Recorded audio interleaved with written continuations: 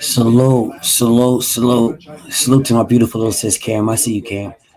Um, I think I'm gonna have to scrap this because we're supposed to have some people in here to get to this, but it looks like there are some things that I have to do, so I might have to scrap this. So I'll give it a little bit to see who's gonna pull up so we can get to these. But man, I'm so Joe Breeze. What up, Breezy? Yeah, you don't got no work today, Breeze. Young World, what up? Yeah, Breeze ain't got no work. You know what, Breeze? I feel like you. Well, I'm not gonna say that because it's gonna get people in their feels. I just know I just feel like you're not getting. Feel like Breeze isn't getting the work that he should get. But hey, that happened. Oh yeah, Breeze, I got you, bro.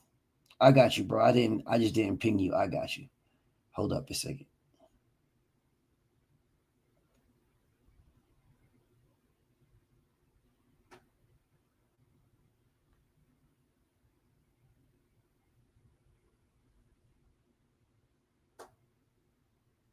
Yeah, I got it. I got it, Breeze. I got you. What's up, Mark? Freedom, what's up? Stephen X, salute. Listen, this is what I'm gonna do, y'all. Don't normally do this on this page, but I will speak on this today while I am waiting. This is a speak for yourself topic. All right. Speak for yourself topic. 1 second, y'all. 1 second. Give me 1 second.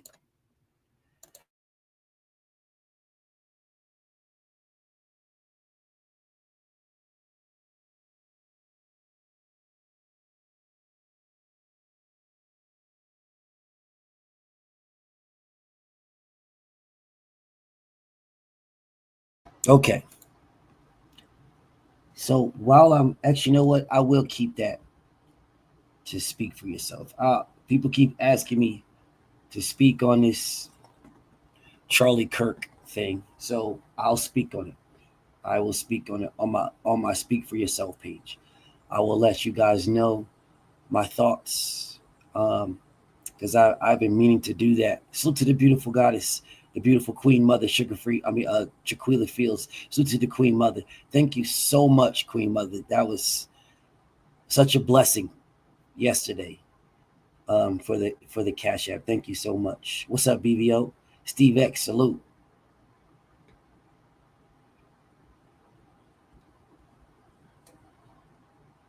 I'll you know what? I'll let you pull up. We can do that on my I'm with it, Freedom. I'm with it.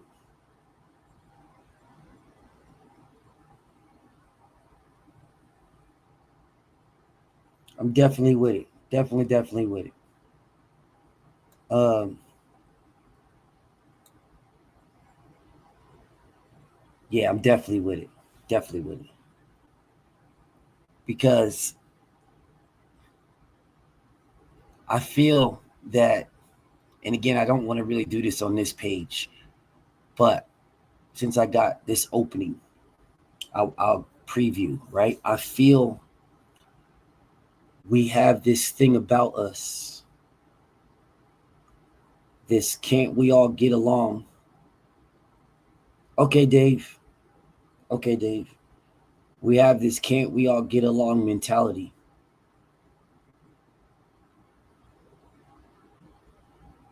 And we're always doing this. We're always doing this. We're always doing this to ourselves. Always. We sit here and we'll justify everything that anybody says and does to and about us. We will justify it.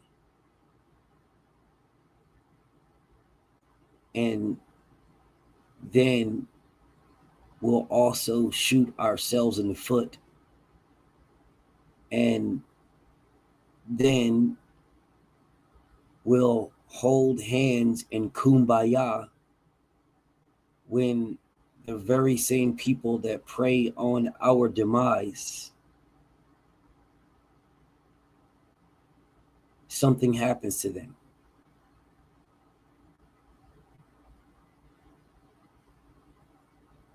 And we will then join hands with people who don't even like us, and they're only joining hands with us because it affects them. And as soon as that feeling of effect passes, they'll go right back to what they was doing. And it's not just disturbing, it's annoying to me. It's one of those things where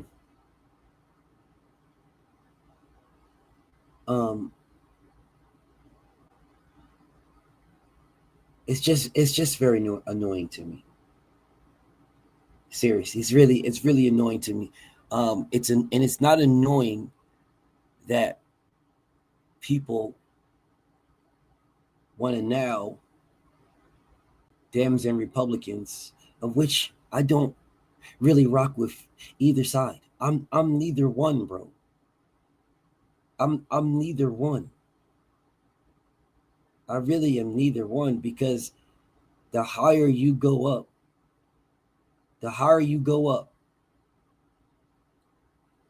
it's just like a pyramid. The closer you get to one person or a few people running everything, the higher you go up. And people just don't realize that. They don't realize that the only reason the people, the higher you go up, are so few at the top, the only reason why they don't realize that is because there's too many at the bottom. Let me say this again, because I really need you guys to listen to me. The higher you go up, this is the reason why I do not care about either side. The higher you go up, the farther distance between the top and the bottom, the farther distance. The farther you get away from the bottom, the more numb you are to the bottom's issues. The more people at the bottom, put it to you like this. If you have a big ass cup of water and you put foam on the top, like just regular foam, so it doesn't go nowhere, just put some foam, a dot of foam on the top of the water, like a drop of foam, and then keep slowly pouring water in,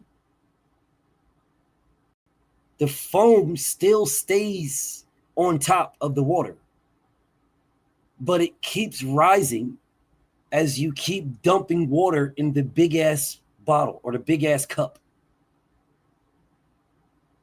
That is society.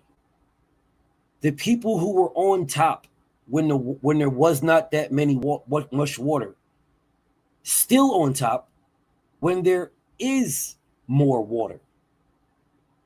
So what I would say to you is, now that you have it in your mind, the mental picture of a big cup of water, a big ass cup of water with some foam, a little bit of foam on top, doesn't go over the whole cup or nothing. It's just right in the middle of the water.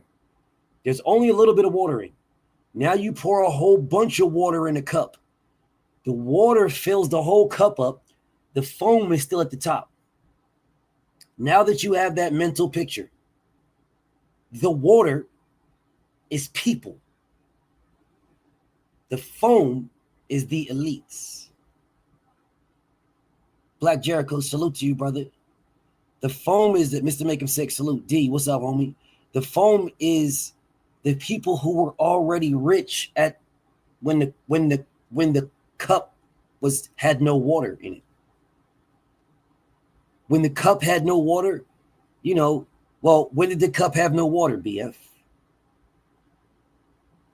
When the colonizers, and I'm not going to say white people, I'm going to say colonizers. When the colonizers colonized, did a war with England to remove England from America. And America was by itself. When America was by itself, that cup example that I just gave you, that cup had foam on top. The foam was the colonizers. The water was everybody else.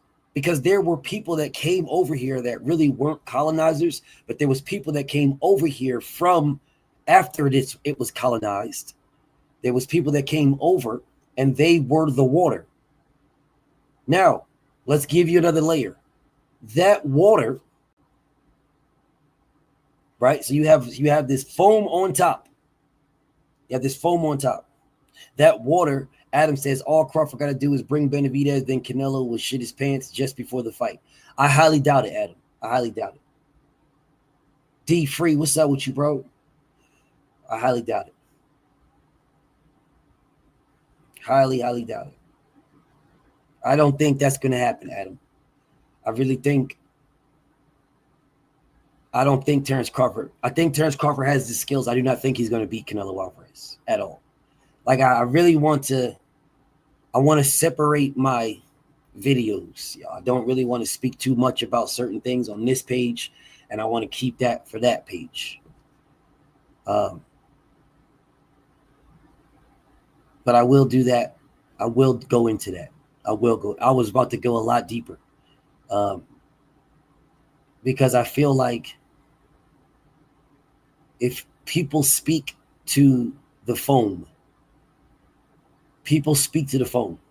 In the analogy that I'm giving you, people speak to the foam. People want the foam's attention. People want to be the foam. People want to work with the foam. People they talk to them and be around them, but there's not much foam in that cup. It's more water. BPMV, what's up? What's up, Eric? Malik, what's up, homie? But I'll speak on that. What's up, Bernard? I'll speak on that. I'll speak on that on my other page. I'll speak on that on my other one. And I'll tell you why I speak the way I speak. I'll tell you why over. Actually, I can tell you now. Because I do the same thing in boxing. I do the research. And I study these things. And I do the research and I gain the insight. Right? And after I do the research and after I study and after I gain the insight, because anybody can read a book. The Beautiful Queen TB. I seen your message, Beautiful Queen TB. I just seen it on Instagram. I just seen it. Just before I went live, I seen it. The message you sent me, the DM you sent me.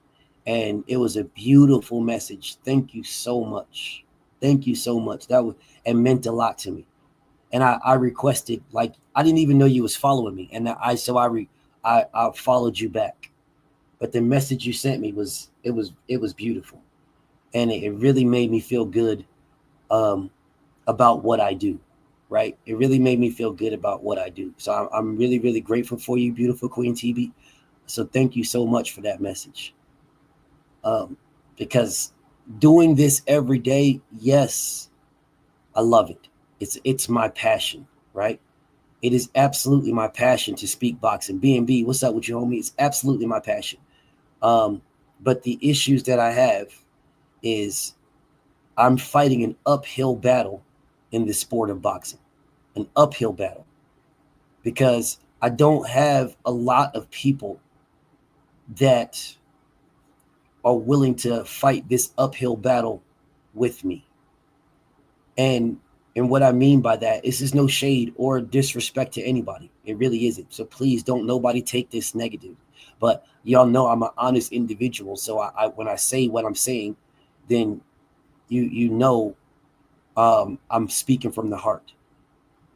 I do research. I study certain things, how it is presented, right? So I do the research exactly how it's given. I study it how it's given. And then I have to put it in my mind. I have to digest it. I have to understand it to be able to speak it to you all in a way that you can understand because you have not studied it. You have not researched it. Salute to my brother to preach. I see you in the building, preach. What's up, style? If you guys, D man, what's up, homie? If y'all have studied it the way that I have studied it, then when we speak, we will be speaking. It's like somebody who can speak multiple languages. Like if we both can speak French, if we both can speak English, if we both can speak Spanish, if we both can speak like what they speak in Nigeria or what they speak in Kenya, right? If we both speak and understand the same language, well then whatever I say to you in any language, you understand it in the other languages. And that is not something that is often, that's not frequent, right? There's people that can fluently speak Spanish and they can speak English and know exactly what they're saying in Spanish in English, and it's not even a thought, right? And that's like one level. But then when you can speak Swahili, when you can speak French, when you can speak Italian, when you can speak German, when you can speak Chinese, when you can speak, Japanese, whatever, when you can speak all these different languages and you know all these languages. So then when I say a sentence and you can understand it in multiple different languages, that's what it feels like to me trying to explain something to people that I've already studied. That's what it feels like. So that's why I get like I get one of those endorphins that you get, like a sense of high when somebody is like knowledgeable on the sport. So you guys have always seen like I'll enjoy when someone starts talking boxing to me and they actually know what they're talking about. I'll be so gassed up. It's one of those things, man. It's one of those type of things. What's up, OG Oak Park?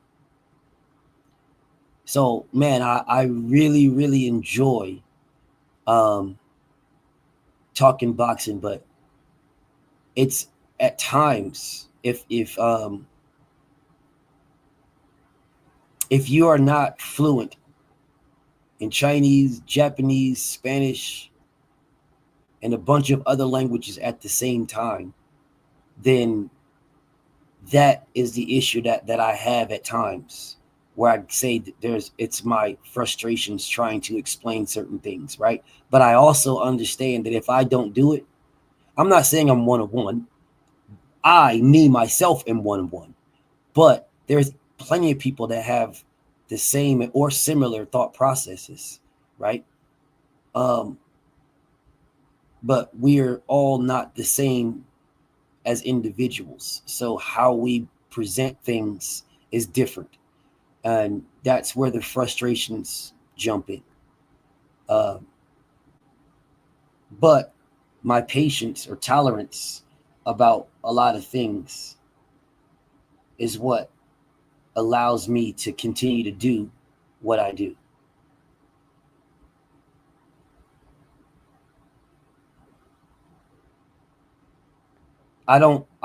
Bro, this shit right here, bro,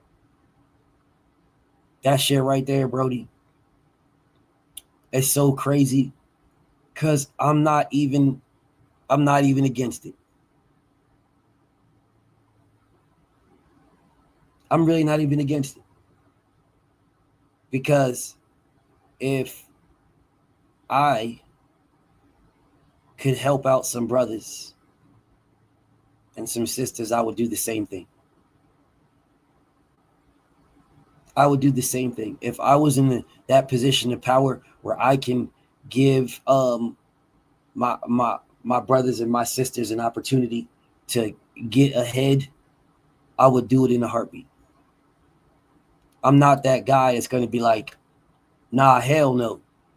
Go study and come back and pull yourself up by your bootstraps. I'm not that guy because I know that, like you just said, they wouldn't.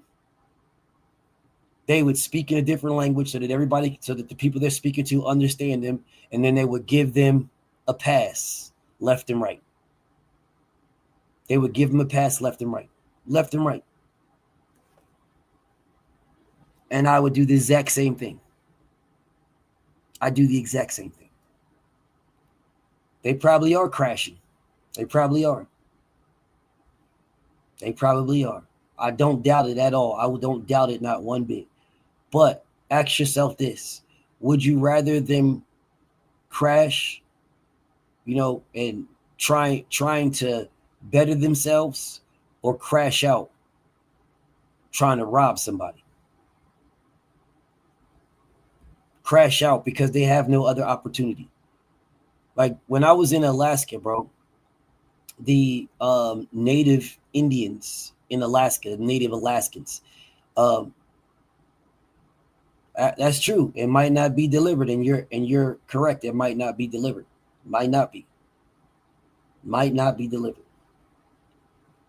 And then some of them might. Hey, Stephen X, I wouldn't doubt it. I'm pretty sure that happened. 100% positive it happened.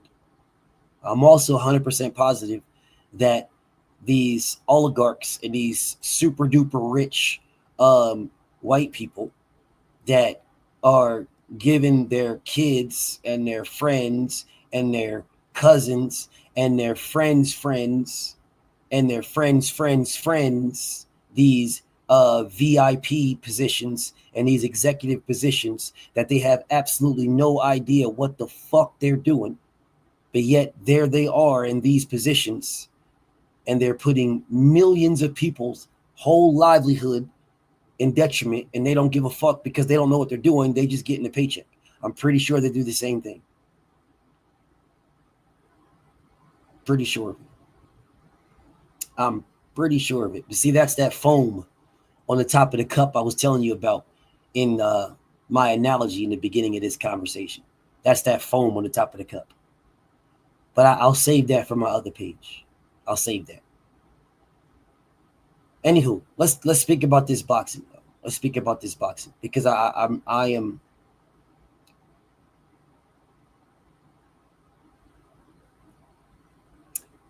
I have spent a lot of time speaking about Terrence Crawford, y'all. I've spent a lot of time. And I've told you about the reason why I want him to win. I've told you about the things that he's been through. I've told you about the uphill climb that he has. But while I'm waiting, what about Canelo Alvarez? My beautiful goddess Sugar Free Mars is in the building. What about Canelo Alvarez? Now, let me talk about this because I'm pretty sure you guys are going to be like, man, fuck Canelo Alvarez. Canelo Alvarez ain't shit. Canelo Alvarez this and Canelo Alvarez that. I'm going for the black man. I'm black man and I'm black man and I'm bliggity black and I'm black man and I'm bliggity black because I'm black and I'm back and I'm black and we back and I'm black. I know y'all are like that. I know a lot of y'all are like that. I know. I am not. I am 100% for the people who are for me. 100%. 100%. Yeah, I know that's you, but I know that's you, OG. That is a very, very sad thing that is you, because you are missing out on a lot of things, and those very same people you have made yourself vulnerable to. Simply because of your skin, you have made yourself vulnerable to people who don't really fuck with you, but know that's how you are, so they will use that against you. I will never do that to you, brother. But I promise you, there are people that will. And if something was to go down with my OG, they will be the first ones to put you in a box for the next 50,000 years to save themselves. I know. And you're the ones that they will use, my brother. Unfortunately, you are the one they will use. You are the one that they will use. They will never use someone that will look at them and be like, man, if you don't get the fuck out of my face, fuck you talking about? Mass shooting. Man, I ain't doing that shit. Fuck is wrong with you? Now, I'm all for fighting back. 100%. All for it. I'm all for that. I truly believe that I feel like us as people in general, not just black people, us as people, where we have never, actually, I take that back, only black people have ever gotten anything through peace. Nobody else, no other anybody on the face of the earth has ever gotten anything through peace. Ever.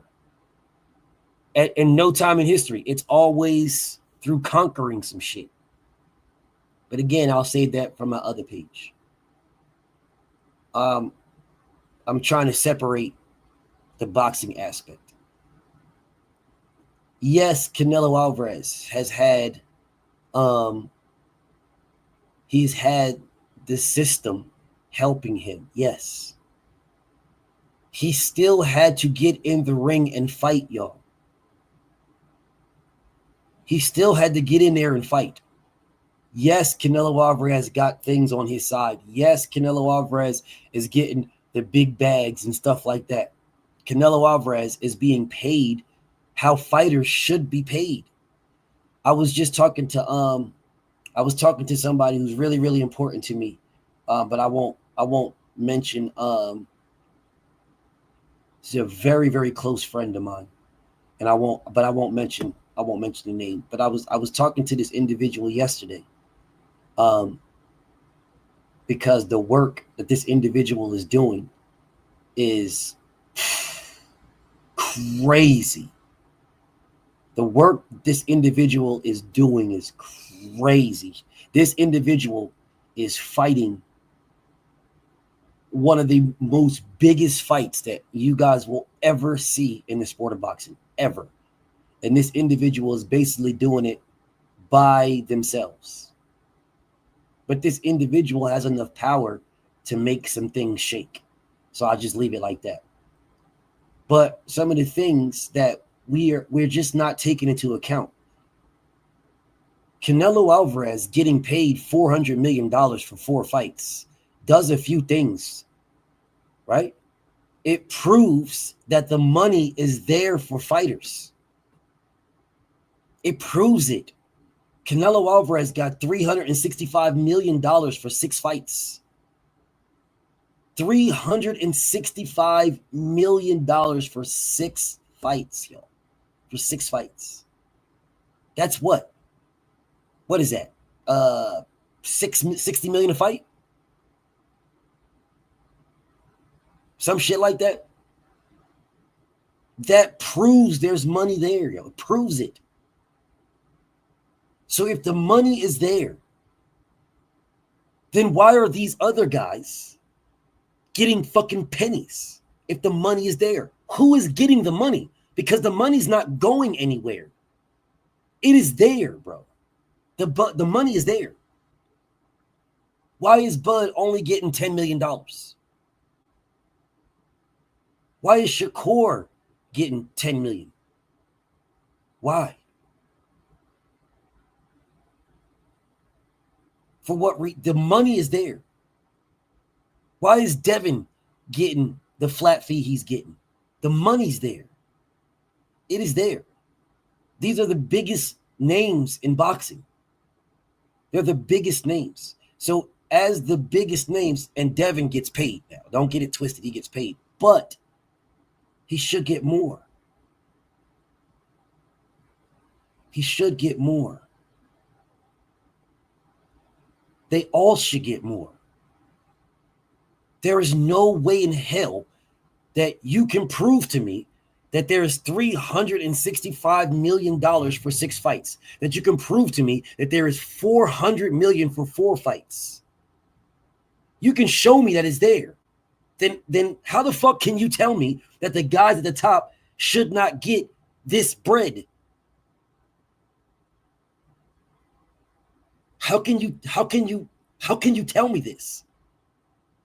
And then sit here and tell me that you guys are trying to put new systems into the sport of boxing that's going to make it better, but you're putting caps on the amount of money that people can have.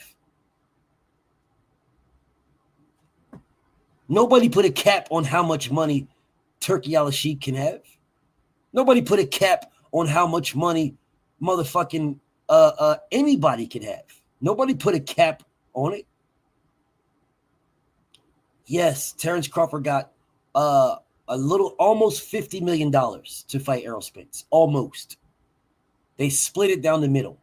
So it was closer to the 30 than the 50, but it was an almost. Okay, it was almost. He took, so if we're going to average the numbers, Terrence Crawford got roughly between 35 and 40, right? So that's why I say almost 50. This just,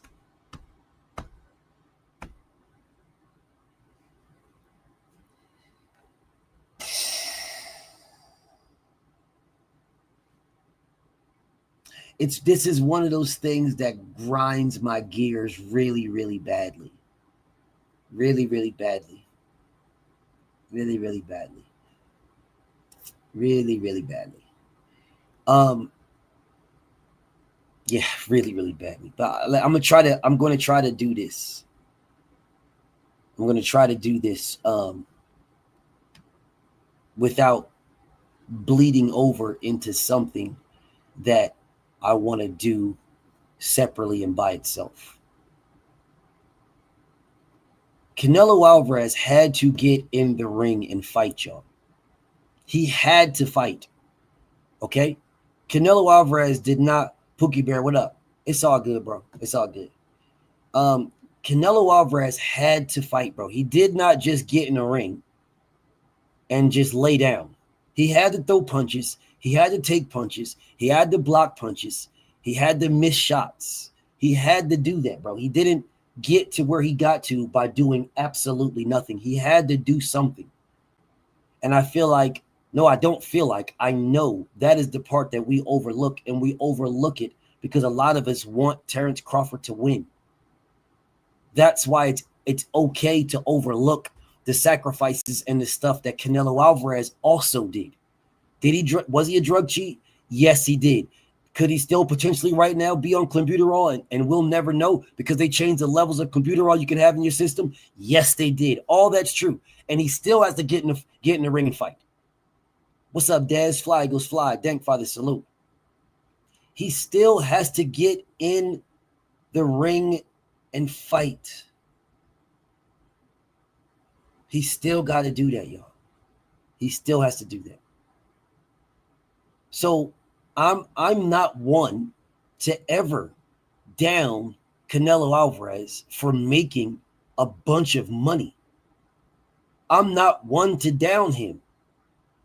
What type of hypocrite would I be to down Canelo for making a lot of money while asking other fighters to make a lot of money, while praising them for making a lot of money, for giving them the route to make a lot of money? Because the end goal for the fighter is to make a lot of money.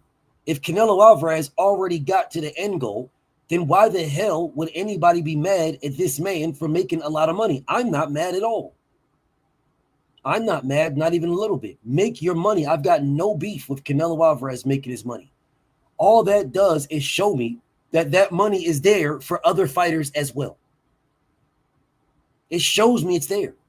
There is no way on God's green earth that Gervonta Tank Davis should be getting less than $100 million. There's no way. Mike Tyson shouldn't have taken less than $100 million to fight Jake Paul. There's no way, bro. Netflix is $1 trillion company. There's no way, bro, that they should have taken any, no way. 60 million homes watched that fight. 60 million. Netflix gave Canelo $50 million, and he's never even fought on Netflix. Netflix gave Canelo $50 million for the fight. The fight, y'all. Do you hear what I'm saying? The fight hasn't even happened. They didn't give Bud shit. He's one half of the fight.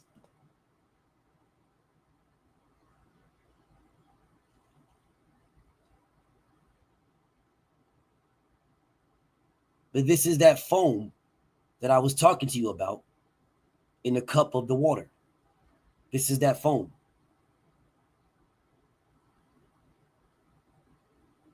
Terrence Crawford got his 10 million. Canelo Alvarez got his 100 million. A 4-fight deal, $100 million a fight. That is what Canelo Alvarez is making. 50 million came from Netflix. Canelo Alvarez got 150 million guaranteed. He's already gotten paid. 150 guaranteed.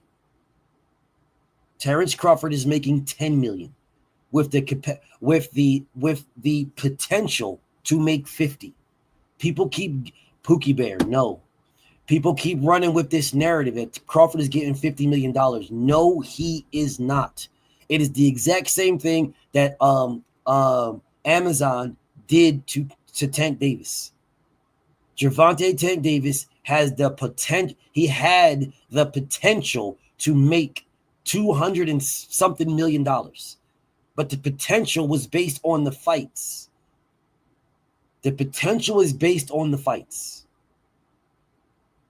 It's not, you don't just get that for nothing. No, you have to fight somebody to get the potential that Tank could have made, the potential to make. He's not getting that just to show up and smile. No, and wear his chrome heart jeans. No. You have to fight somebody, bro. You got to fight someone. If you fight the people that they want him to fight, he has the potential to make that money. That is what Terrence Crawford is getting. He is going to get paid out of the gate. He's got 10 million guaranteed. The gate is estimated to be upwards of $50 million. Terrence Crawford has the potential to make $50 million. He gets his money out of the gate. That is how they maneuvered. They maneuvered the public, y'all. They maneuvered the public to have you guys believing that, oh man, Bud's going to get solid 50, 80, 90, $100 million guaranteed. No, he is not. He's getting 10 million guaranteed. 10. Canelo is getting 150 guaranteed. Terrence Crawford has the potential to make upwards of $50 million based on the gate. If the gate is record-setting, if the gate is gigantic, if it surpasses certain numbers, Terrence Crawford has the potential to fill his coffers and make upwards of $50 million. He has the potential. That is not his guarantee. His guarantee is $10 million. Canelo Alvarez's guarantee is $150 million. Those are guarantees. That is what those guys are getting paid regardless. If the fight goes 12, if the fight goes 1, they both are getting 10 million and 150 million respectively. And I'm not mad one damn second with Canelo Alvarez. Not 1 second.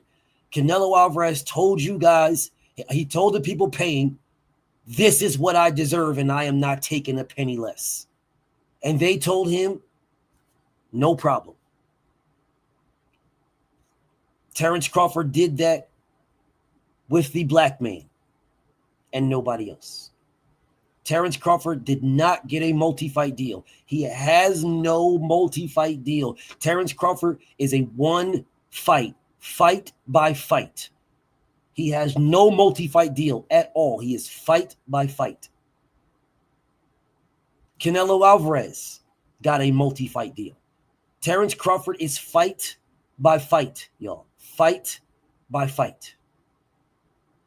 Fight by fight. Fight by fight. No, they didn't have 160 to put on. They had 200. 200. 200 million is what they had. 200 million. That's what they had. 200 million. 150 went to 150 went to Canelo, 10 went to Bud, and 40 went to the Allegiant Stadium. 40 went to that.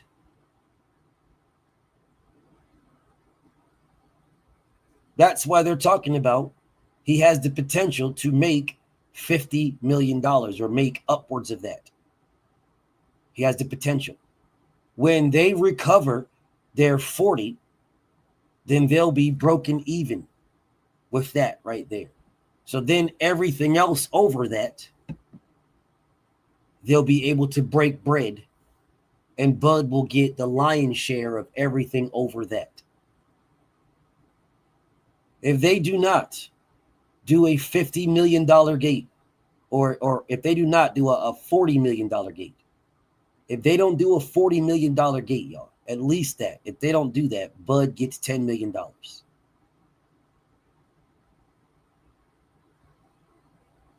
That is not true, Black Jericho. That is not true at all. Because Terrence Crawford had already accepted before they even had Canelo Alvarez. Or do you guys not remember that Turkey was saying we tried to offer Bud Virgil Ortiz and Jaron Ennis and other fighters, and he said no. Oh, he only wants to fight Canelo Alvarez. He only wants to fight Canelo Alvarez. So he had already accepted already. So what you just said is not true at all. What you just said had absolutely nothing to do with Canelo. Nothing. Crawford would have never gotten a fight if he didn't take what was offered. That is not true. He accepted before Canelo got his offer. Terrence Crawford had already agreed. He already agreed, bro. He already agreed. I feel as if you guys don't know your history. That's why you're always repeating it. Or did you guys not just see that Shakur Stevenson was not going to fight William Zapata? Because Shakur Stevenson agreed to a number with Turki Al-Sheikh before he ever even fought Josh or Nick Nack Paddywhack, that Padley dude. Did y'all forget this? Did y'all forget that Shakur Stevenson agreed to a number and then he shitted on Turkey when he didn't get the number because he went and he tried to double dip with Eddie Hearn? Did y'all forget this? Did you forget that Turki Al-Sheikh told him, no, with this the number we agreed on already? We agreed on this number. And then now you're trying to get more because you got from Turki out, you got the money I gave Eddie. Did you guys forget this? Okay, well, if you remember that, then why are you now telling me about Bud? If you remember that, when I'm telling you that Bud already agreed, bro. He already agreed. So yeah, we seen T.O. get ask a 111, and we saw we saw that he already agreed, bro. He already agreed on this. And if you just got $2.5 million to fight Madrimov, then why isn't asking for 10 a good thing at that time? Bro, Terrence Crawford didn't know that pay-per-view was going to go away. He fought Madrimov on pay-per-view. Just think about this. Think about this for a second. I need you to think about this for 1 second.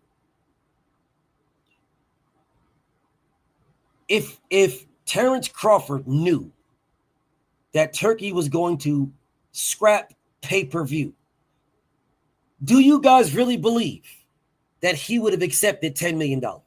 I do not. I truly believe that Bud accepted the $10 million to fight Canelo Alvarez, believing that this fight was going to be on pay-per-view and he was going to get back-end bread.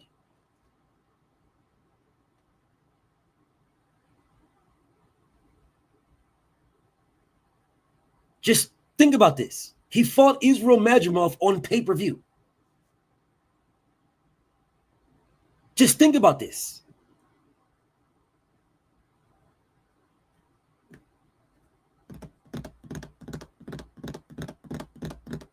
This pay-per-view shit just went away. This is recently.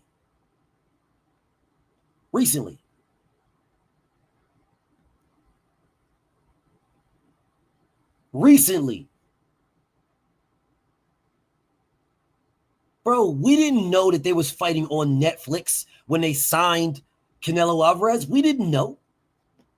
We had no idea. Who in here knew? Who in here knew that they was going to fight on Netflix, on free TV, on free Netflix when Turkey signed Canelo Alvarez? Who knew this? Who in here knew? I didn't. Did anybody in here know this? Julian, salute. Did anybody know?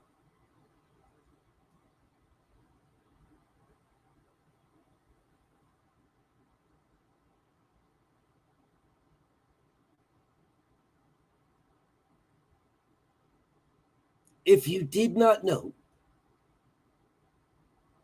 if you didn't know, neither did Bud. But he had already agreed, so he couldn't pull out. No, Bud didn't hustle backwards. He was hustled.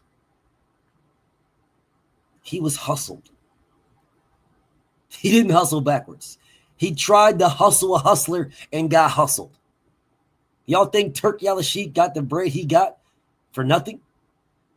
Yeah, there's oil money over there. You think people in the world are not trying to oil motherfuckers, bro? They're not trying to use motherfuckers? Y'all think that? I promise you they are. I promise you these trillionaire people are still using people. Turkey Al-Sheikh 100% had conversations about Netflix. You can't convince me otherwise. You cannot convince me. He absolutely had Brambo. What's up with you, Brody? I'm going to speak about that in a second. He absolutely had conversations with Netflix. These things don't just pop up. These things take a while of conversation, bro. This is not something that just happens. He absolutely knew. But why would it be for him to disclose all of his information with everybody else? Why? No, you guys are fighters. How much money do you want? Yalla.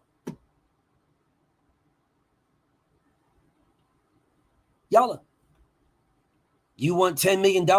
In your mind, you're thinking this is $10 million plus pay-per-view, and you're fighting Canelo Alvarez, and you're going to get all this and blah, blah, blah. In your mind, you're thinking that. In your mind.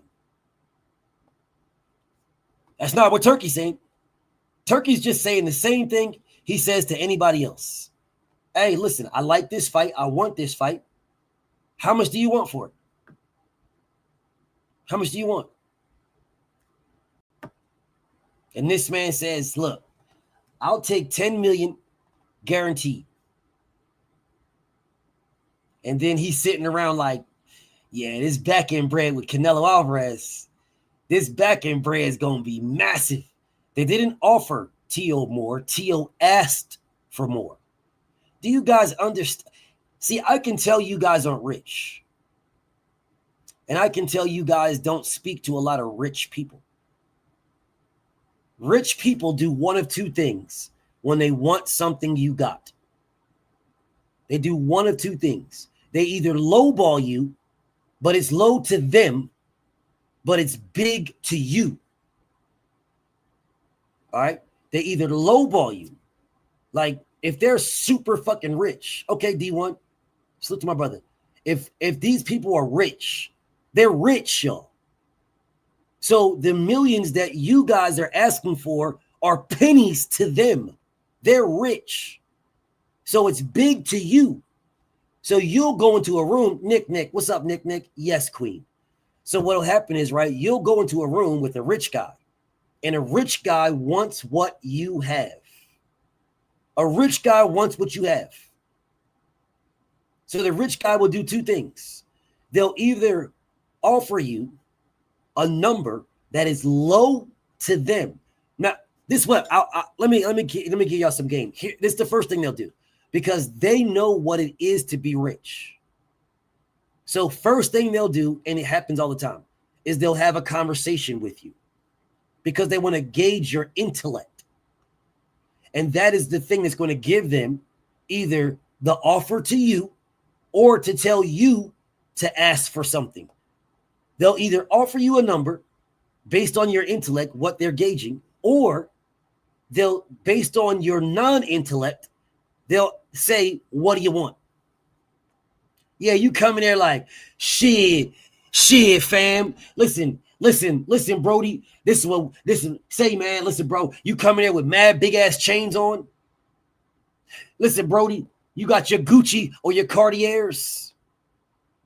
You've got 3 watches on this wrist, 3 watches on that wrist, and you don't know how to even tell time. You don't even know how to count. You take out your phone to figure out what time it is.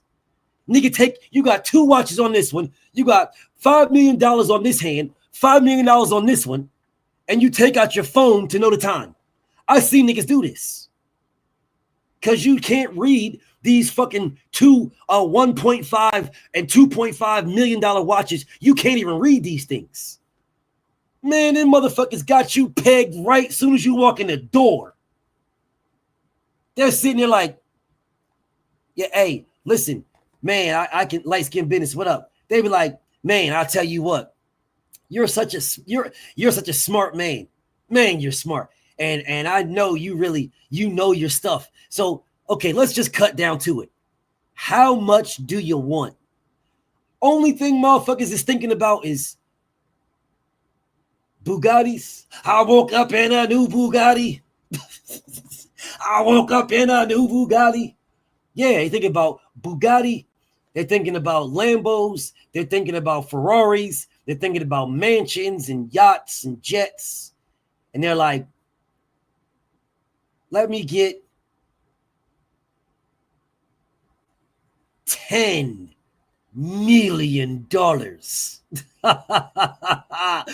Let me get $10 million.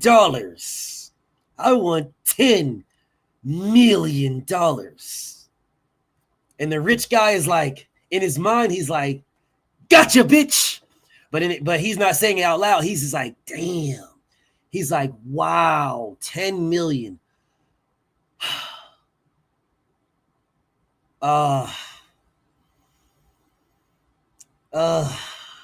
Dang, that's a lot of money.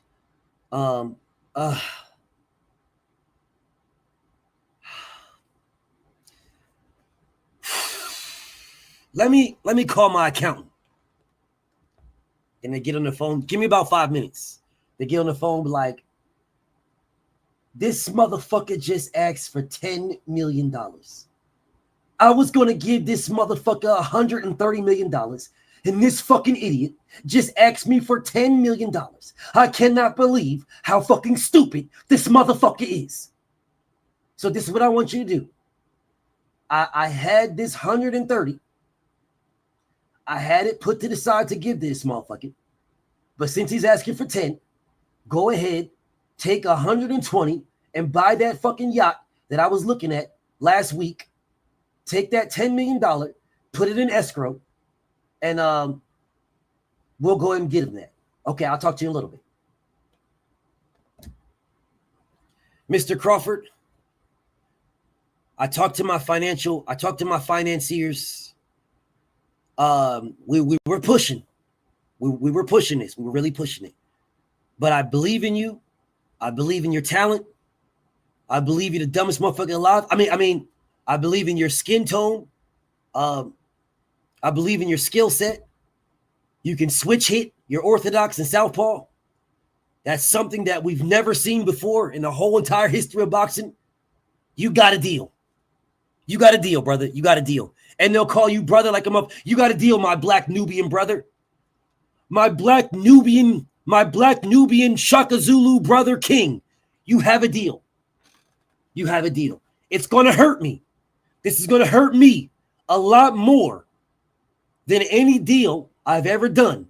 But my black Nubian African Bohemian brother from another mother, Pharaoh, ultra God mode, instinct, Krispy Kreme, burnt, we have a deal. And then Bud turns, he's like, well, you know, I woke up in a new Bugatti. Well, you know. Well, you guys are mad at me for getting a bag. You're mad at me for getting a bag.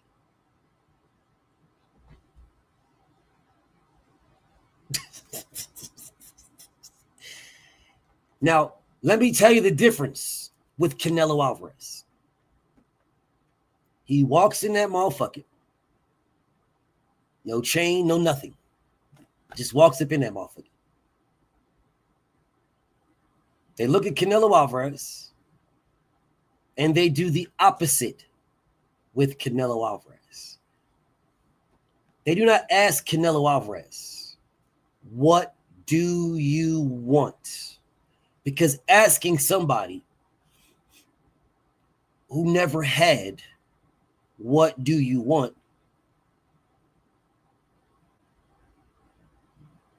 $10 million. No, they don't do that. With Canelo Alvarez, they lay out some shit with Canelo Alvarez.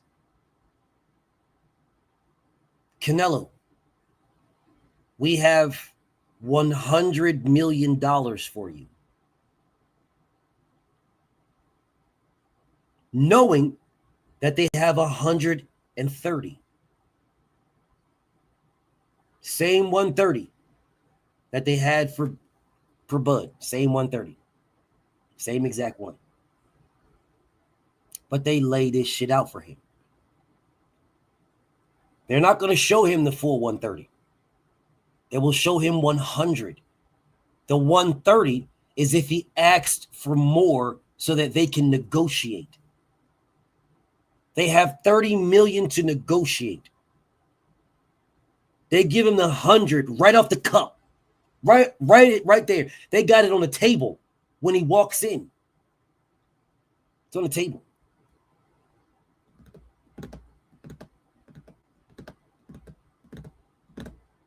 Why? Why is it on the table when he walked in? One, salute to my brother Curtis, man. Thank you so much, my brother. Appreciate you. Say BF support in the graveyard as usual. Thank you, my brother. What's up, Sunchild?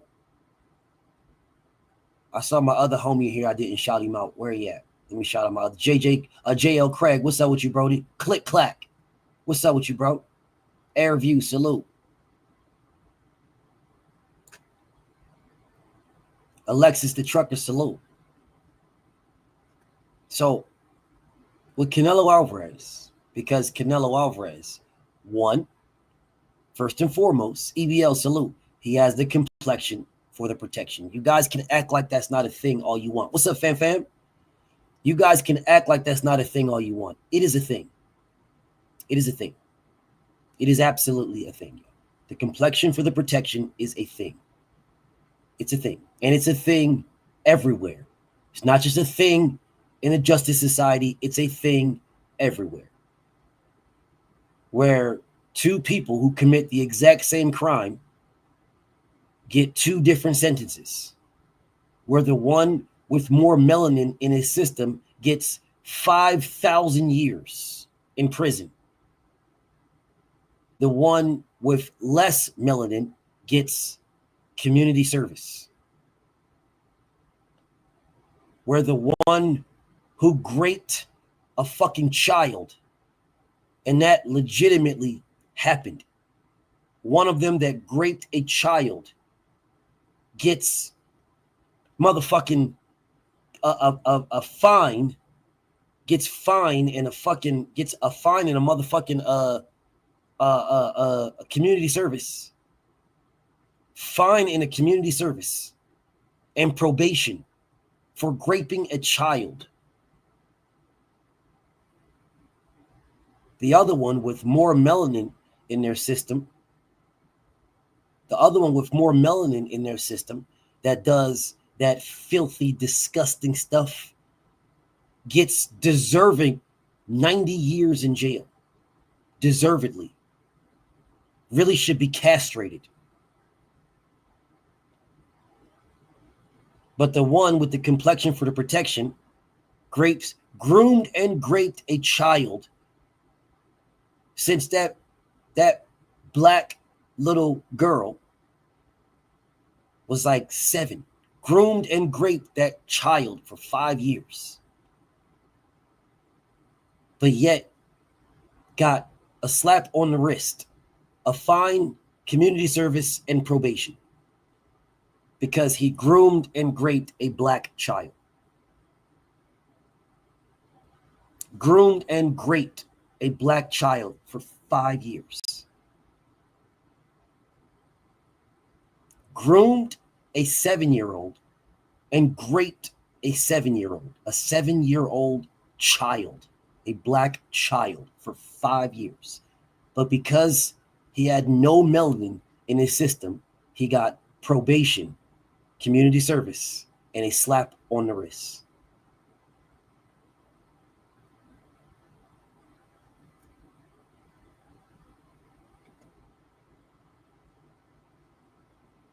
And he does not have to register.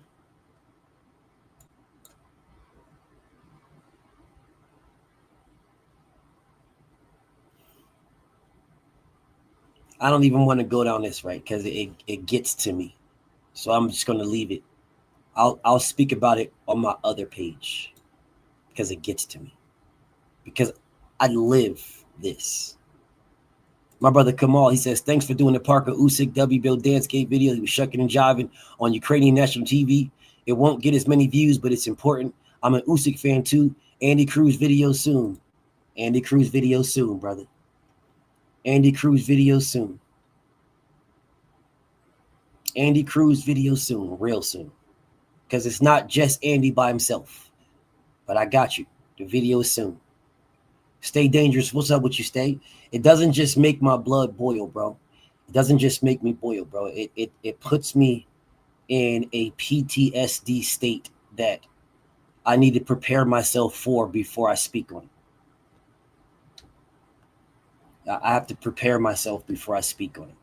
But I will speak on it on my other page. But I have to prepare myself because I'm living this. So I have to prepare myself before I speak on it because it puts me in a certain state that I don't necessarily want to be in at this particular moment, right? But this is why Canelo can go in there. I know Canelo Alvarez is Latino. I know he's Latino. Canelo Alvarez also has less melanin in his system. So if you have the least melanin you have in your system, and it's unfortunate, It really is unfortunate, but it's true. The more respect that people will look at, they will, the more respect, Yasir, salute to you, King. The more respect that he will get. The more respect that he will get. He will get more. Listen, bro, I hate to say this, bro. I really, really hate to say this, but it is the truth, y'all. This is no shade to Canelo Alvarez. He can't be to blame for how he was born, and he can't be to blame for that, bro. And I don't blame him for that. That is not on him. That is systemic. So I do not blame Canelo Alvarez at all. So people that will disrespect Canelo, no, I go at Canelo Alvarez for the clenbuterol. That's what I go at Canelo Alvarez for. I don't even go at Canelo Alvarez for Canelo Alvarez getting a draw with Floyd Mayweather. That's not Canelo's fault. He didn't do that. He was in the ring fighting. How the fuck is he supposed to know what the judges were going to say? He has no idea what the judges were going to say. So no, I do not blame Canelo Alvarez at all. I don't blame Canelo. Canelo Alvarez is blameless. He goes in the ring, he fights his ass off. The blame that Canelo has is because Canelo Alvarez had clenbuterol in his system. That is his blame. The blame that Canelo might still have is he might still have clenbuterol in his system, but we'll never know because they changed the levels of clenbuterol you can have in your system. So we will never know. So I do not blame Canelo at all for nothing but what I know. I do not blame him for anything else. Other people may blame him. I'm not other people, bro. I'm not them. I'm not them. Whether we like Canelo or don't like Canelo, that's fine. I don't blame Canelo for that. Ryan Garcia gets the exact same benefits. He gets the exact same benefit. Same benefit that Canelo gets. He gets the same benefit. They benefit the exact same way. If Ryan Garcia was Jamal Garcia, he would be out of boxing right now. He would have never fought Tank Davis. He would have never got an opportunity to fight Devin, ever. Jamal Garcia, Garcian,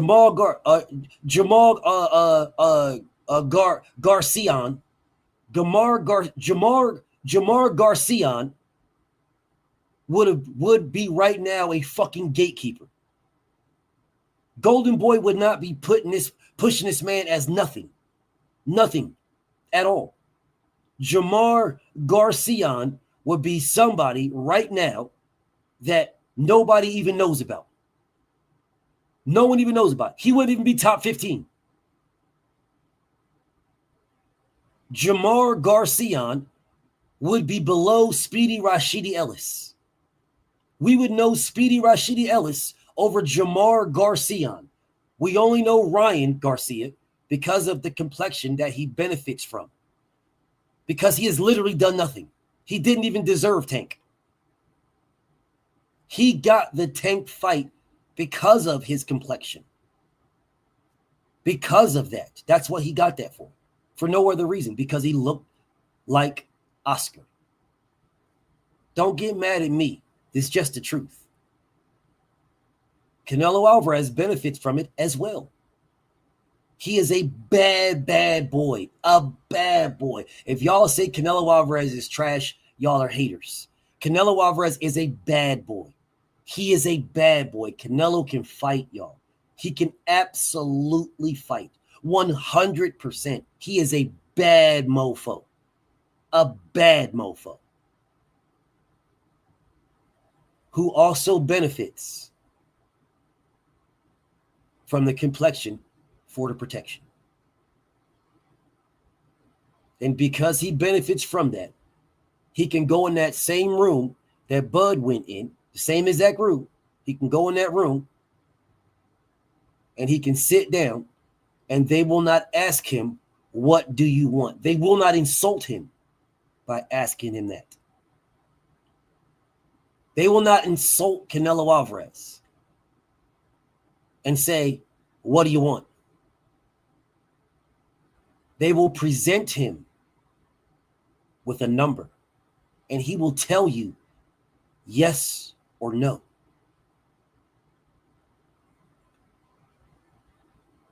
And if he says no, they will present him with a plan for him to say yes.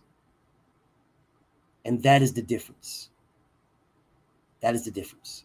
Bro, I seen this with the Iraqis, bro. I seen it with the Iraqis multiple times. Multiple times. Bro, when I got there, we found billions of dollars. Billions. I mean billions. More money than I've ever. We found billions of dollars. Saddam had bunkers from floor to ceiling, front to back, with $100 bills. Floor to ceiling, front to back, with $100 bills, wrapped in plastic cubes, wrapped in big plastic cubes. It was a clear wrap in cubes, from floor to ceiling, front to back. And the Marines, so it was called in, which, whatever, it was called in. The Marines came in, and the Marines were ordered to take they took all the money out. They, under security, they took all the money out and fucking put it on these trucks. There was like up armored trucks. And then they used that money for whatever they used it for, but I know some of it was used to pay the Iraqis. This I know for an absolute fact because I watched it with my own eyes. With my own eyes. Billions of dollars. Billions. Well, I'll save that for my Patreon. Fly Eagles Fly. I'll save that for my Patreon. There was some, when you have some motherfucking goody two shoes ass leadership, then you don't have the opportunity to get some of that. When you have some goody two shoes ass leadership. But there were others that I heard of that got a lot of money. A lot. Fucking a lot. And then there was others that, like I said, I'll save it for my Patreon. I'll save it for my Patreon. But those Marines, what they would do, they were under order now, and they would use them. We would use them. The Marines would use that money to pay the Iraqis. The same Iraqi soldiers that we were fighting then changed over to motherfucking, they changed over to, what was the name for it? Name escapes me. IDF, Iraqi Defense Force, IDF. They changed over from the bad. All we did was the dumbest shit in the world. Buy them new uniforms. So now their uniforms are different, right? Their uniforms are different. I never seen that movie. Salute to my brother Damien. I never seen that movie. I'm going to watch it. People keep telling me about that, but I never seen that movie. There's several people told me about War Dogs. Every time I talk about this, people tell me about that movie, but I just haven't seen it. But I'm gonna watch it. I'm saying I'm gonna watch it now, and I probably still won't watch it because other shit will come up and it'll just be out of my mind. But people keep telling me about that. They keep telling me about War Dogs.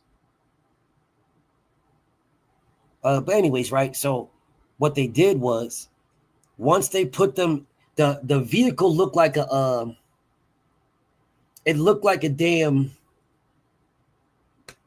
how can I put it? It looked like a big ass hearse, is what it looked like. The vehicle looked like it was a sand colored hearse. It looked like a big ass sand colored hearse, and it had security in the front, security in the back, and that it was the money truck, the money whatever, and they would pull up, and it could open up from the back and it can open up from the side, and they would fucking pay the Iraqis straight cash, right? They would open up the side and pay them straight cash. This one instance, and I think I told y'all this, where they changed over from the IDF, from the I forget the name of what they were, but whatever. It was the Iraqi Defense Forces, right? So what they did was we bought them all new uniforms. So from the uniforms that they had, we bought them a different uniform. We have a different uniform, paid people to create them, to make them another uniform, right? So now they have a different uniform, as if that's supposed to separate something, right? So we paid them to have that uniform. They got the uniforms, and from that, we built up military bases for them that we had bombed. So we built them up, we fixed the structure, and we housed them. We housed them, and they didn't do nothing, bro. They didn't do a damn thing. They would go there. They couldn't keep their AKs, right? But we would give them an AK. We would have like some army people or Marine people teach them, showing them how to shoot, right? And then after we showed them how to shoot, we would have them put the guns back in the arms room, and we would lock the arms room up, and then they would go home, or they would just stay there every single day. Every single day they would just either, and we pay them every single. They didn't do anything. They didn't do nothing but eat, sleep, shoot, and go home. They didn't do nothing. There was nothing, no other training. There was no other teaching. There was nothing, bro. We didn't do a damn thing. We had no idea how to train. And I was on this. I don't want to get too deep. I'm leaving on my Patreon, but I was on this. I was in this location where I was there with about 5,000 to 6,000 Iraqi soldiers. Mind you, we were fighting them. We went from fighting them to just buying them uniforms, and now they're supposed to be on our side. They were never on our side. But me and my soldier, that's it, with about 5,000 or 6,000 of them in this big ass base that we had the engineers build up. And the crazy shit, right? What happened, right? We would have the Iraqi engineers come to build this. I don't want to go too deep into it. I'm trying to surface it as much as I can. I'm trying to go surface as much as I can. But we would have them come, and we would pay them straight cash. I mean, straight cash, bro. If they wanted 200,000, the Marines would count it out right then. 10,000, 20, 30, 40, 50, 60, 70, 80, 90, 100. And then they got to the point, and I seen this with my own eyes. They got to the point, bro, where they were just guesstimating. Motherfuckers was just guesstimating, bro. They would just take a stack of 100. It wasn't their money. They would take a big ass stack of hundreds, stack it, and say, that looks like 100,000, and grab another stack, put it next to it. It's the same height. That's 100,000. Here you go. Dead ass serious. I'm watching this, bro, with my own eyes, knowing good and damn well I'm not making this money. And you just gave something that you think is 200,000 to these Iraqis to fucking build some shit that they never build. They just took the money and bounced. They just took the money and bounced, dog. Took the money and bounced. They took the money, they played it off. You see these motherfuckers, they would take the money, they put it in this fucking bag, right? And then they hold it in their hands, and they have a couple of other Iraqis that walk with them, and they walk over to the left or to the right, they put their hand on the hip and start pointing.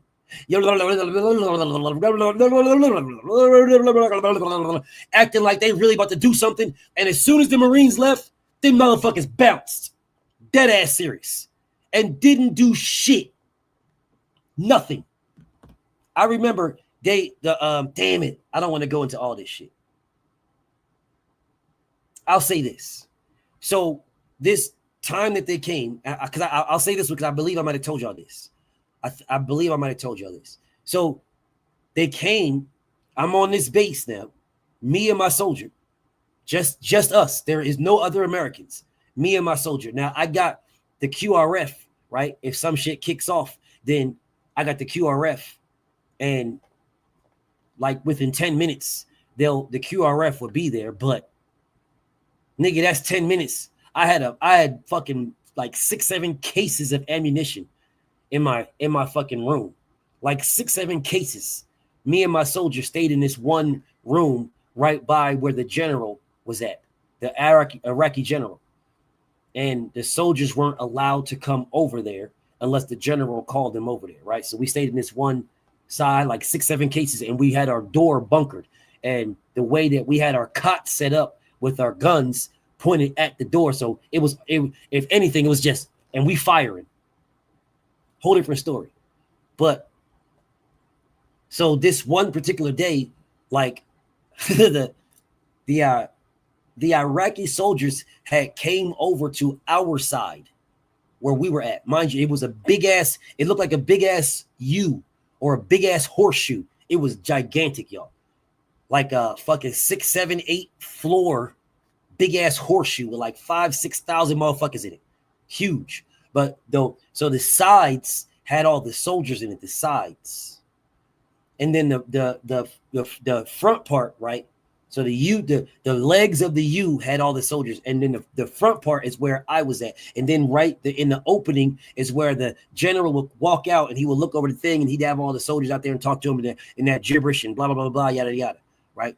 So my room was right there. So I had a window where I can, like I had a square window where I could look out the window just enough for me to put my motherfucking weapon out and fire on motherfuckers, right? So I had the square window to look out. So I overlooked the middle of the U, or that U, right? I overlooked the middle of it. And then the general's room was on the other side. So he had to leave out of his room and then walk like next to mine. And there was an opening where you can overlook the fucking thing and talk over the railing, whatever. So across from the opening was a bathroom, 2. It was an American bathroom and an Iraqi bathroom. This is when I found out the difference between, damn it, I don't want to go too deep. Okay, let me just cut that part. Mr. Cell Block, what's up, homie? Let me just cut that part. So I'll say this. The soldiers had came over to talk to the general, and they weren't supposed to come over there. But they had to take a shit. So they couldn't get in the general's bathroom because the general's bathroom was locked, and you can only get into the general's bathroom from the general's room. But the American bathroom, me and my soldier's bathroom, was open out this direction, of course, so that we can walk in and we didn't have to go through the general's room. So they went into our bathroom and took one of the biggest shits I've ever seen. That shit was like this fucking long, bro. It was like this fucking long. That shit was, I went to the bathroom and it was the most. See, I'm fucking in my video here, my Patreon video, but I'm trying to fucking minimize it the best I can.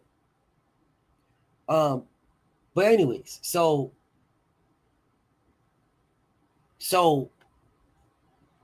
their culture is to shit in a hole on the floor. That is their culture. I done fucked my Patreon video all up, but I'm not going to go. There's a lot more to it that I'm not going to speak on. So I'll save that for my Patreon. And speaking of which, I got 1, 2, 3, 4 Patreon or 5 Patreon videos I'm about to drop. I'm almost finished with the 5th one. So I'm going to drop them in a series for my military shit. I'm dropping them in a series. So y'all might want to jump on board. But anyways, so they have their culture is to shit in a hole. There's a hole that it shits in. They shit in it and then well, for us, the Americans, the hole in the floor is the drain. For Americans, the bathrooms are built with a slope, with a contour, so the water goes to the drain. In Americans, over there, if you go into a room and there's a hole in the floor, that's a toilet. And that's exactly what happened. That's exactly what happened. So that was the purpose for what happened next, right? So I'm not going to go into everything today. I'm going to leave it alone for my Patreon. I'm not going to go because there's more to it. So I'm going to leave that alone. So the general, because my colonel came in, right? When my colonel came, the general was a 1 or 2 star general, a 1 or 2 star Iraqi general. Man, this dude used to kiss the colonel's ass. Oh my God. I've never seen nobody get their ass kissed like that. This is I think it was a 1 or 2 star general. A 1 or 2 star general, bro. It was 1, 2. Khalid was his name. A 1 or 2 star general. And when my colonel came, and he was just a lieutenant colonel, when he showed up, bro, this dude did I'm not going to speak on it, but he was the biggest ass kisser. The biggest. Who was ranked higher? Him. General Khalid was. General Khalid is a general. The colonel's not higher than a general. Even if he was a 1 star. My colonel was just a colonel. He was an 05. That's a 07. But he used to kiss the colonel's ass because, we were Americans and they're Iraqi, so he was kissing his ass. But we were ordered to respect their rank as their rank. So my colonel would salute him and everything. Now, he talked hella shit about him, but he would still salute him. But he was kissing my colonel's ass. I mean, bad, real. That was the only time where the motherfucker wanted to try to speak English. Any other time he had his interpreter with him, but whatever. I'm not going to go down that because it's going to take me somewhere I don't want to go. So, anyways, so he went to my colonel and shit and was cussing his own soldiers out. Cussing them out. The audacity for them to come over here and use your bathroom. He was trying to say it, but the interpreter had a look on his face like he was all mad. Bro, he wasn't mad.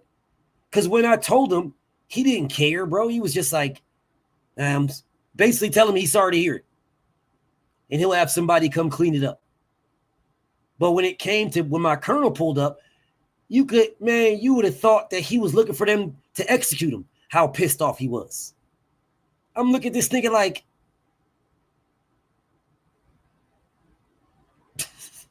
I'm looking at him like, bro, man, you wasn't doing all this shit, bro. But whatever. So that's a whole different story. So whatever. But anyways, so my colonel told the engineers had their own line of communication, right? Where they will reach out for the supplies. The people in that line of communication said, pay the Iraqis to do it. So this is where the story comes back full circle. So this comes back to the money truck. So the word was to pay the Iraqis.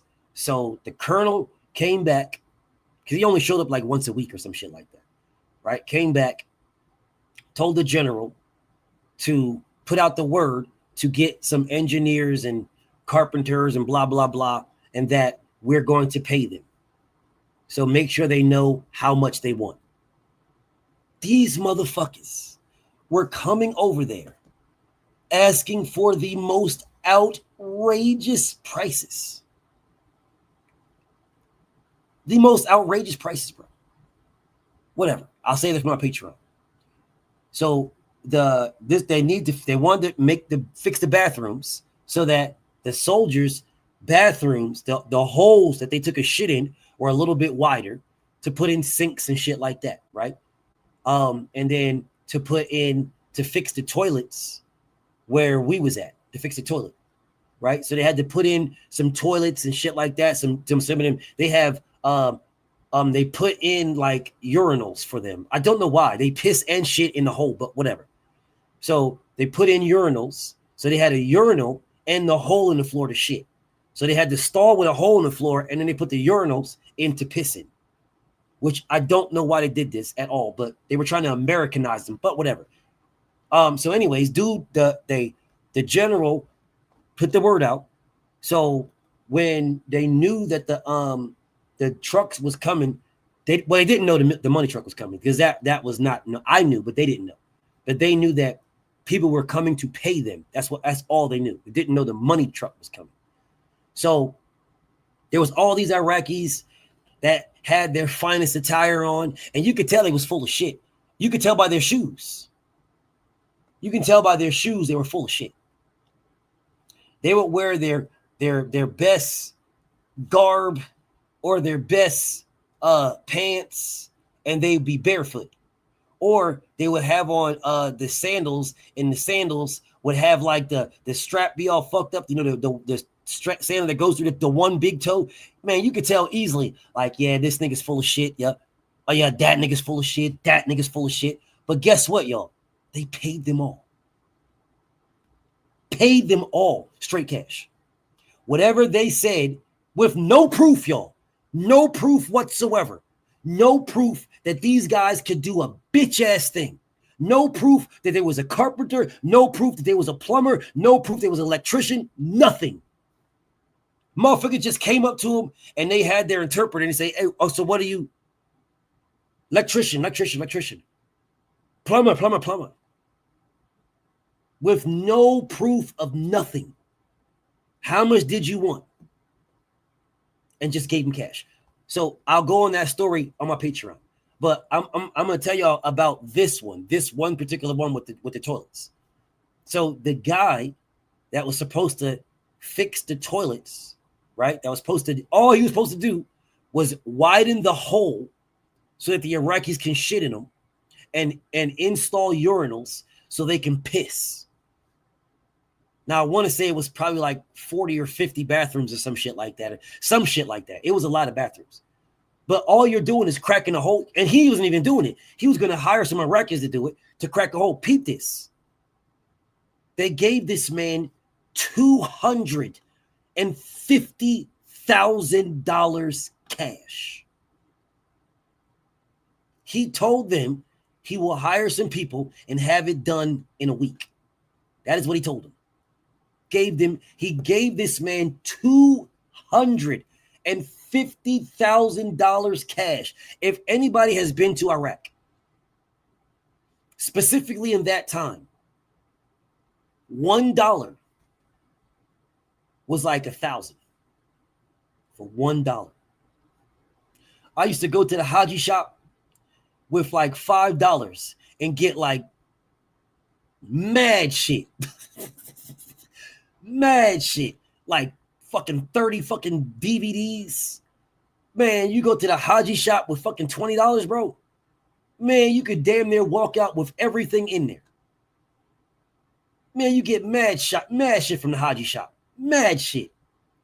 Because a fucking dollar, bro, in that time. Now of course, they raised the prices and shit like that. The longer that we was there. But when I got there in the beginning, go to the Haji shop, not the one that they have close to base. The Haji shops close to base, they know the money, so they're asking for a little bit more. And not the Haji shop that they have on base. They're asking for even more. No, go out a little bit. Go to one of the markets. Go to the market with $20 on patrol. Watch how much shit you get with that. I don't know where the fuck these motherfuckers got the movies from, bro. I have no idea. But them motherfucking, they had some brand new movies before the movies even came out. I don't know who the fuck was watching these movies and recording it, but these motherfuckers didn't even come out yet, and they had these motherfuckers. Whole other story. But anyways. So, like 40 or 50 bathrooms in this big-ass complex. They had to bust a hole to widen the hole and install pissers. Gave him $250,000. He did nothing. Nothing, y'all. They didn't bring nobody, no people, nothing. Man did the same thing the rest of these guys did. Talk about blah, blah, blah, blah, blah, blah, blah, blah. Walk around with some motherfuckers and they pointed out the bathrooms and they're talking to them, arguing shit. Blah, blah, blah, blah, blah, blah, blah, arguing and shit. Blah, blah. And then they leave. Come back in a week, nothing's done. Absolutely nothing. 2 weeks, nothing's done. They didn't even show up. Third week, that is when they was going to come back to do like progress checks, like the engineers. The engineer came back with the colonel and said, okay, hey, how much do you think was done? Because they're asking me this, because me and my soldier, the only American there. How much do you think work was done? I said, what work?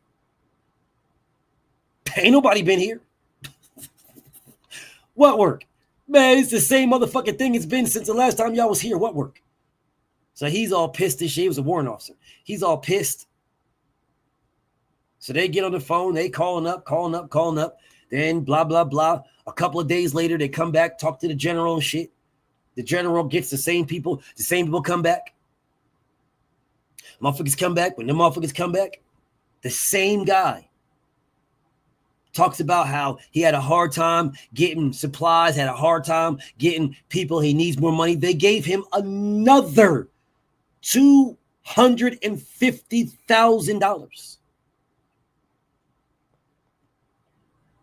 Gave him another $250,000 right in front of me. There was a whole bunch of others they gave money to. But this guy, they gave him another $250,000 in cash right in front of me. And he hadn't done anything. $250,000. This nigga legitimately repeated the exact same thing he did. Walked, had the money in the bag, walked over, put his hand on his hip, started pointing around, did the exact same thing he did the first time. Same shit. Everybody left, he left. 3 weeks later, not a bitch ass thing was done. Nothing. Well, let me take that back. This time he actually did come back and they went to one bathroom and they bust a big ass hole in like the fourth. Remember, I'm telling you, this is like 8 floors. It's like fucking 8 floors now.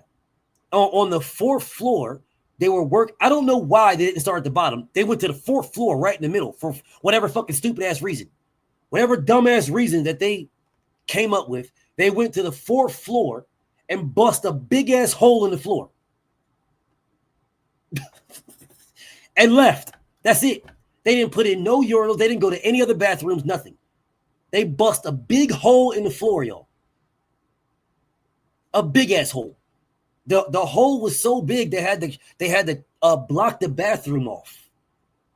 They put bungee cord on the bathroom door so that you can't use the bathroom. So then you had to go either down to another bathroom or go like downstairs or down the hall or upstairs. Because they bust a big ass hole in the floor and left it. So when the engineers came back, I said, yeah, they did something. They worked over there. So they said, all right, cool. Let's see what they did. And I said, you ain't going to like it. Motherfucker told me I'll be the judge of that.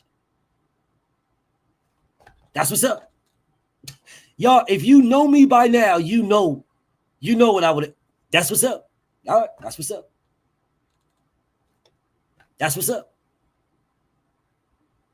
I'll be the judge of that. Motherfucker, I've been here for months. You show up every fucking couple of fucking weeks. Fuck you mean? Of course he was white, y'all. I'll be the judge of that. All right, that's what's up. So then we walk down there. Motherfucker going to ask me, why do I have the door tied off? I said, sir, I don't fucking come down here like this. I didn't cuss at him, but I said, I don't come down here like this. They tied the door off for whatever reason. They tied the door off. I stay up there. So he took out his little fucking I forget what the name is, but he cut I'm waiting, bro. I'm waiting for some people to pull up on me. It might be off today, but I'm waiting. But anyway, so he took out his fucking what's name of the Gerber, took out his Gerber, and he cut the bungee cord on the door, and he opened the door up and was like, "What the fuck?" And I looked in there, and it was a big ass hole in the middle of the floor, and that was it. It's a big ass hole in the floor. I didn't laugh, but I was laughing on the inside. I was laughing on the inside. So you know what they did? They called in the American engineers and they fixed the floor with the Americans. The Americans fixed the floor and the Americans fixed the bathrooms. The Americans brought in the toilets, the urinals. The Americans opened up, they, got their tools and opened up. The Americans did it. The American engineers gave them $500,000 for free. And the American engineers came in and opened up the floors. The American engineers came in and installed the urinals. And do you know what they did? So the urinals, so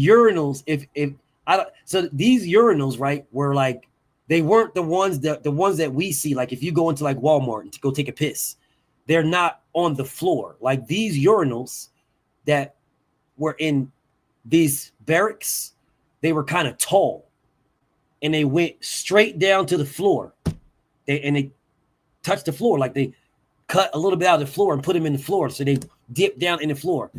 Them niggas was shitting in the urinals because it had a hole.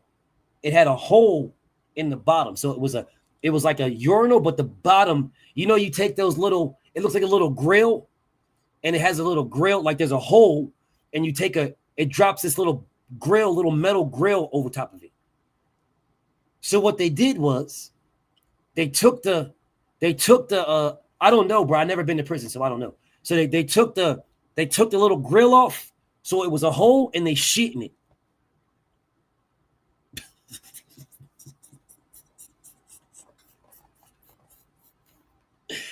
They took the little grill off that and they took a shit in it.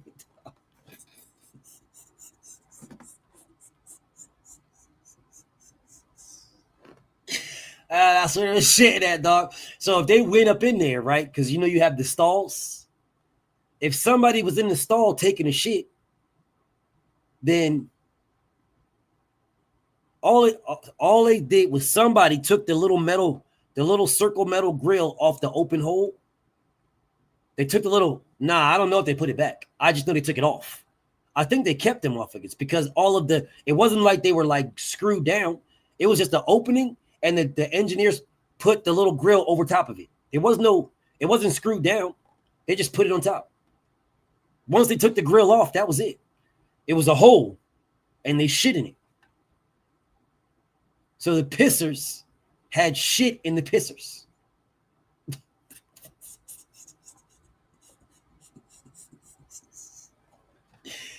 Oh man, motherfucking crazy, dog. Motherfucking crazy. Bro, I got so many motherfucking stories, bro. But I'm starting from the beginning, so this is just one when I was deployed. This is just one when I was deployed, bro. But anyways, bro. So I see D1 in the building. I saw David said he'll be back in an hour, but I see D1. I didn't see Follower. Is Follower in the building?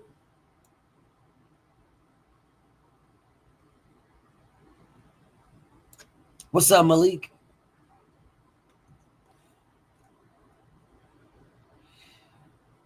Yeah, dog. I'm holding myself back. Oh, Follower's on his way? All right, bet. Because Follower and D1 have a debate.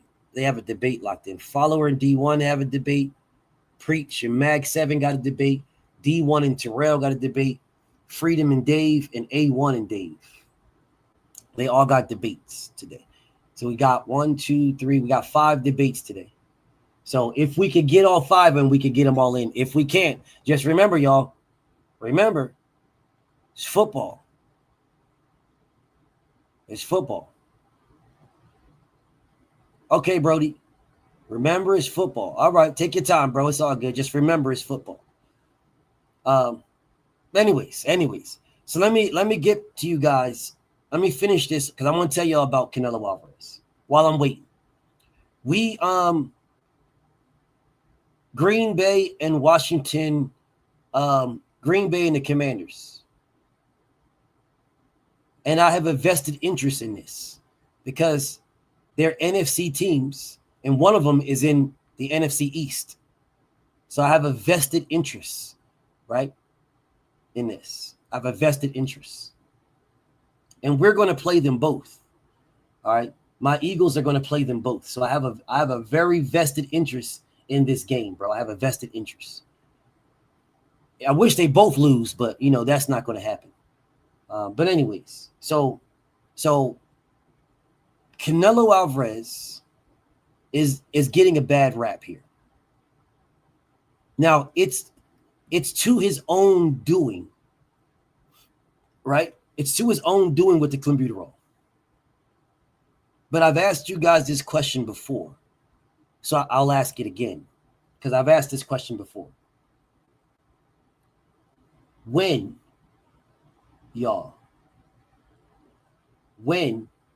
do we say enough is enough? We have shitted on you. We have downed you and degraded you. So you have served your punishment. When do we do this, y'all? When do we do this? When do we say Canelo Alvarez has served his punishment?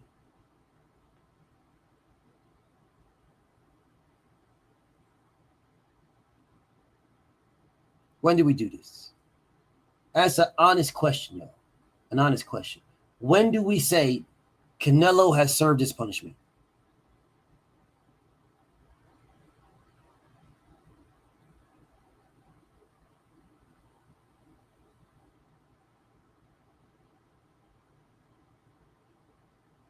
Anybody? When do we do this?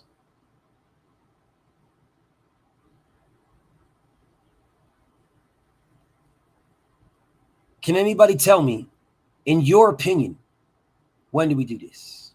When do we say Canelo has served his punishment?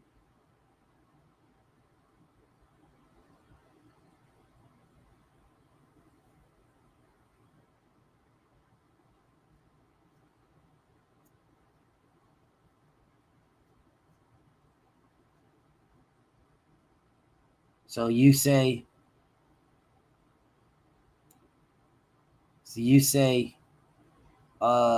when he gets the dog shit beat out of him. Wow.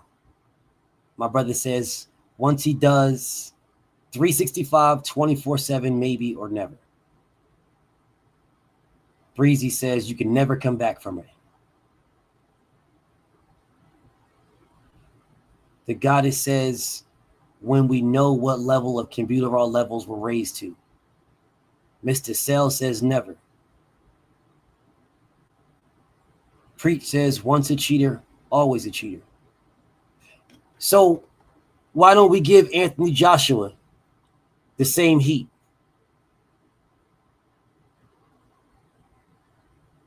You guys do realize that Anthony Joshua got therapeutic use exemptions for testosterone? Anthony Joshua had high levels of testosterone in his system. So he went and got therapeutic use exemptions for the high levels of testosterone.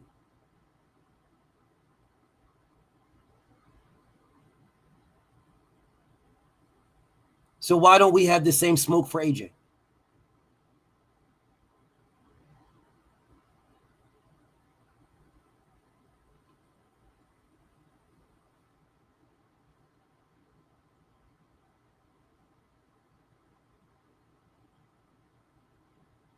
I know this stings. I know this one stings. Anthony Joshua was on testosterone.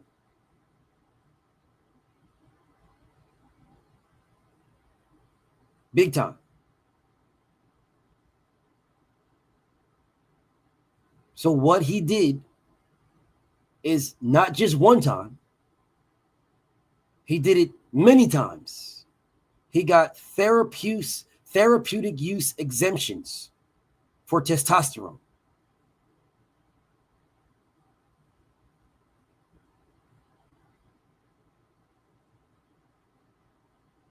He got them after the fact. And they covered it up.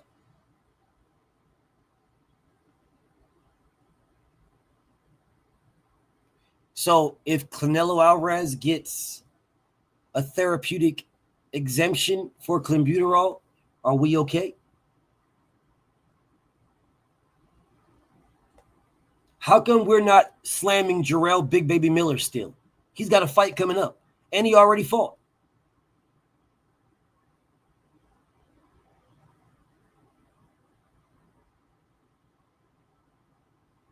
Jarrell Big Baby Miller fought already against Daniel Dubois, and he's got a fight coming up. And he fought against Andy Ruiz. He's fought twice, and he's got a fight against Andy Ruiz.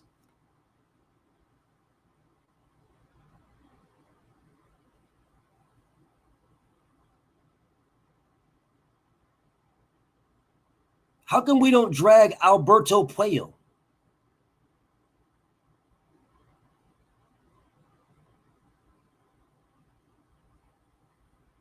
How come we do not drag Alberto Puello? I'll say it one more time. How come we do not drag Alberto Puello?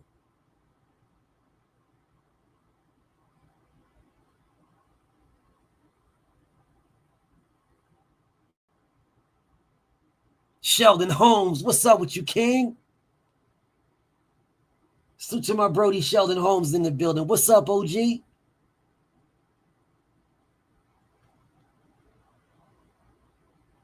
Let me go find my OG because he's not wrenched up. Let me go find him right quick and make sure OG wrenched up.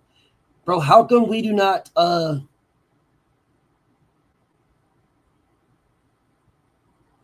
come we're not dragging him, y'all?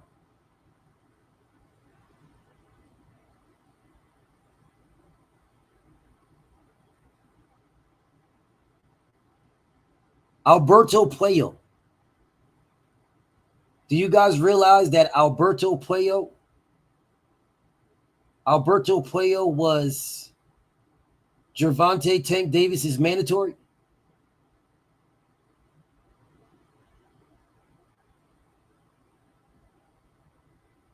What up, Q?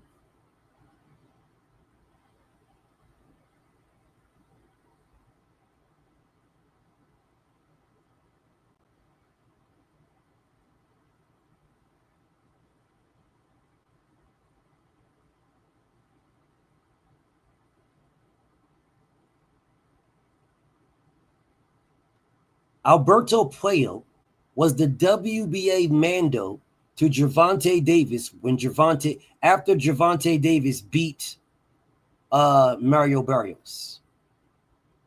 So Alberto Puello was removed as that. Like he was removed. So he was Tank's mandatory.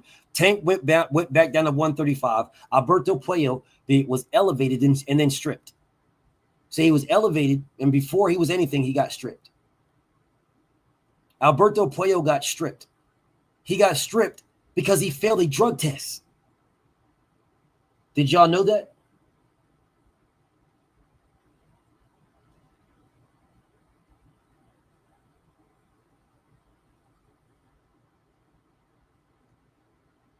Y'all knew Alberto Puello failed a drug test, and that's why he got stripped? You guys do realize that was in like 2022.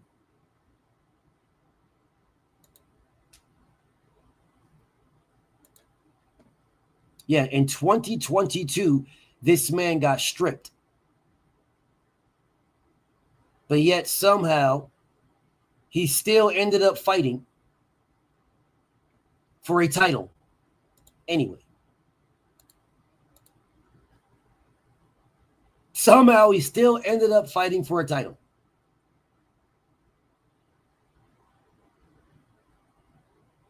And yet, right now, as we speak, nobody cares.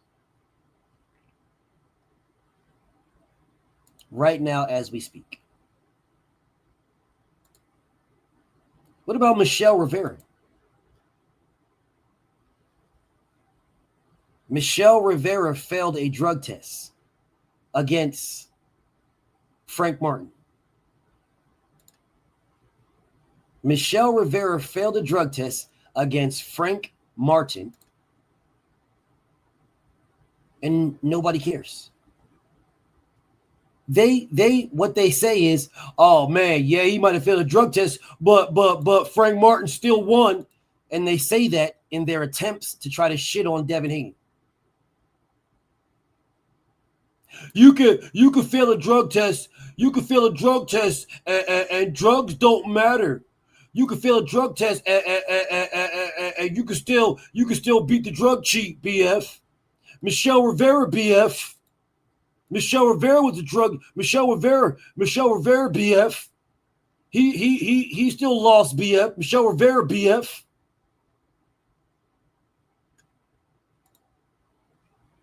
Yes, Michelle Rivera lost to Frank Martin. Yes, Michelle Rivera was on drugs, y'all. Michelle Rivera was 100% on drugs. 100%. Now, how does that remove from the fact that he was a drug cheat? How does that remove from the fact? How does that remove, just because a drug cheat lost, how does that remove us from dragging him?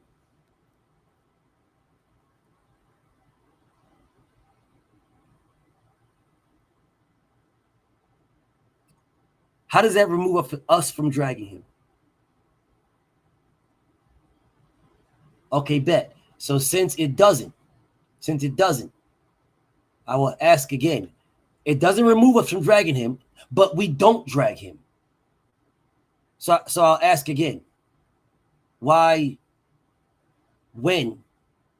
Bro, Ryan Garcia is a blatant drug cheat, an admitted blatant drug cheat, and they've already wiped his slate clean. So I'm asking you guys, when is it that we look at Canelo and say, all right, Canelo, you have served your time? When is it? Now, I'm not trying to justify nothing at all. I promise you, I'm not trying to justify a damn thing. I'm just asking an honest to God question. When do we say, all right, champ, you served your time? You served your time. When do we do that? Yes, Canelo Alvarez is a drug cheat too. Yes, he is. And you can't convince me otherwise.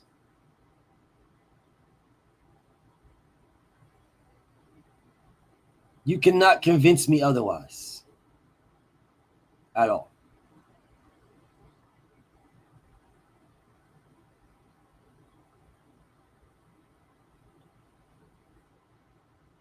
However,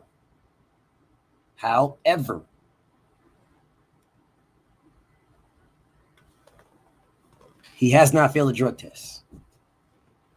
And since he has not failed a drug test,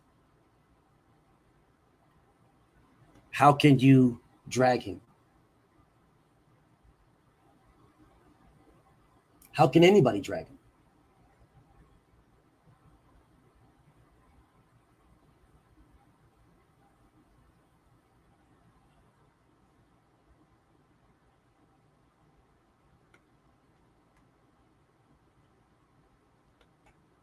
Don't get all quiet. I know we're quiet right now, but we shouldn't be quiet.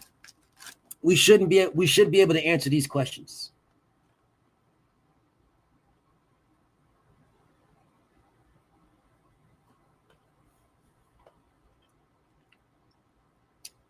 Bro, King,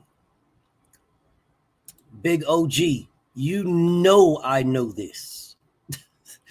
Big OG, you know I know this. You know I know this. Salute to my Big OG. You know I know. Know a damn thing about it. Not a damn thing. You have this thing that something happened, and now tomorrow it's gone. That was yesterday. So fucking what, bro? That was yesterday. Today's a whole new day, BF. Let's just talk about this guy. Let's just talk about that guy, BF. Today's a whole new day. Nah, bro. Nah, it is what it is. All right? It is what it is. If you're a drug cheat, then all of you guys should be drug cheats, and we should look at you all the same way. But if you can be selective with what you want to do, with the fighters you want to be selective with, then you cannot then look at Canelo Alvarez. If you're not out here with the same smoke for Canelo, for Ryan Garcia, Alberto Puello, AJ, motherfucking Dillian White, Tyson Fury, bro, I could sit right here and just run them down, bro. I could just name. Shit, Manny Pacquiao out this bitch. Man, if I could tell y'all shit I know about Pacquiao, but I wouldn't put it out there because then the motherfucker be like, oh, you gotta show the proof or I'm gonna sue you. So I just like whatever. Roy Jones, Floyd Mayweather. Floyd got injections in his hands.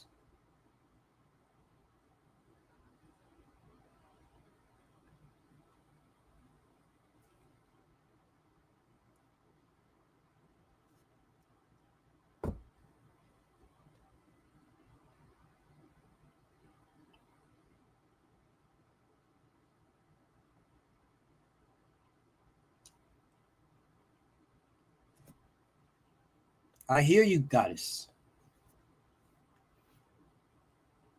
I hear you, goddess. I hear you. I hear you. No, he was just getting injections in his hands. Floyd Mayweather did not want to take VADA. Floyd Mayweather wanted to take USADA. Yeah. This is what I'll be talking about, bro. It's either all or nothing. You can't pick and choose. It's all or nothing. It's all or nothing, bro. We can't pick and choose, bro. We can still like fighters, but we can't pick and choose. It's all or nothing. That is me. I'm an all or nothing person in everything I do. I'm either all the way in or I ain't going. I ain't doing it. I'm not doing it, bro. I hear you, and I can respect it, but I ain't going. I ain't going, dog. I ain't going. I ain't going. You're right. I can't put a jacket that hasn't been proven, but people say Pacquiao's on drugs. But this statement got us. That statement got us. That is a powerful statement. Because with this statement, my love, with that statement right there, there is an opposite side to that coin. The opposite side of that coin is, okay, I was proven that I was, and now I'm proving that I'm not. That is Canelo Alvarez. Because, yes, he did fail, which was proven, and he has now passed every single one, which he now proves he didn't. He's done.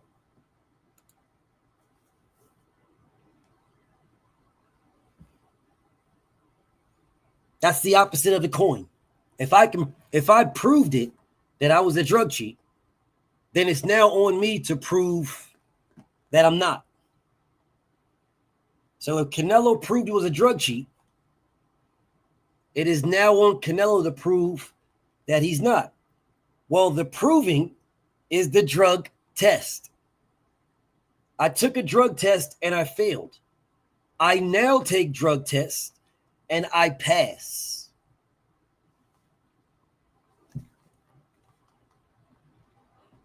Nothing we can do.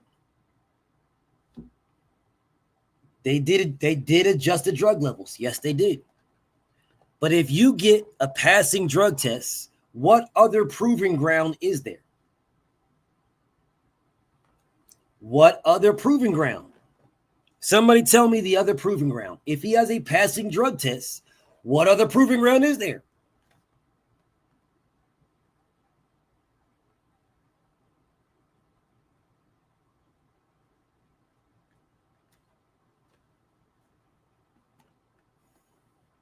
What other proving ground? Of course there's payola. I'm not naive here. I believe Canelo Alvarez is juiced to the gills on clenbuterol right now. That's what I believe. But the proving ground that we have is a drug test of which he has not failed since 2018.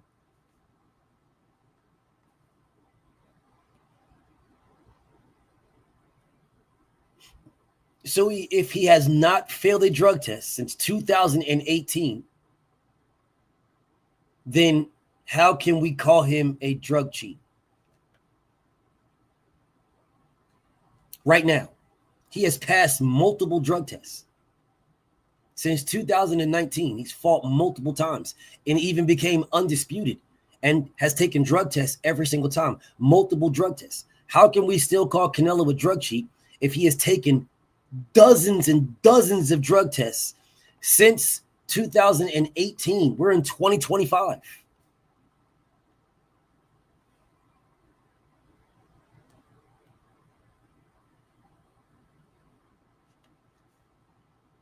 Very true, boxing fan. I'm the one that told y'all this. I'm telling y'all this.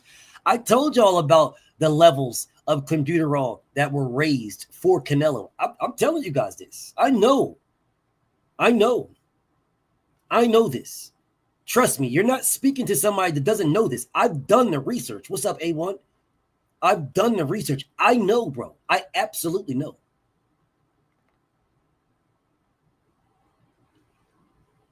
I know. I'm not dumb. By no stretch of the means. I'm not dumb. I know. But we have a proving ground, which is a drug test. You take it, you fail. You take it, you pass. There's your proving ground. What else can we say? What else can we do? The blister on his lip says that he was eating some dirty coochie. And he probably got that shit. I do not negate it.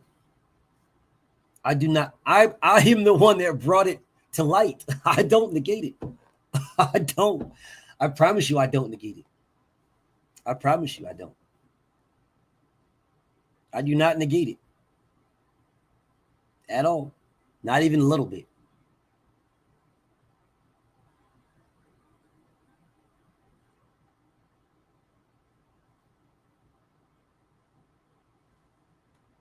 But he still has failed tests. I mean, past tests. Still has past tests. Canelo Alvarez is not with Victor Conte. Victor Conte doesn't even rock with Canelo. Victor Conte rocks with Bud. Canelo takes VADA test. He takes VADA test, y'all. Canelo does not take USADA test. He takes VADA tests.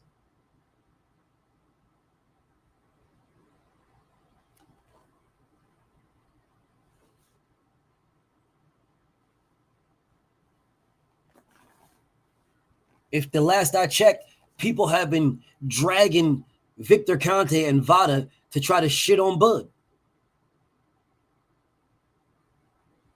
Canelo takes the same test. They both take the same tests. Queen Quiche, what's up, Queen Quiche? They both take the same test, y'all.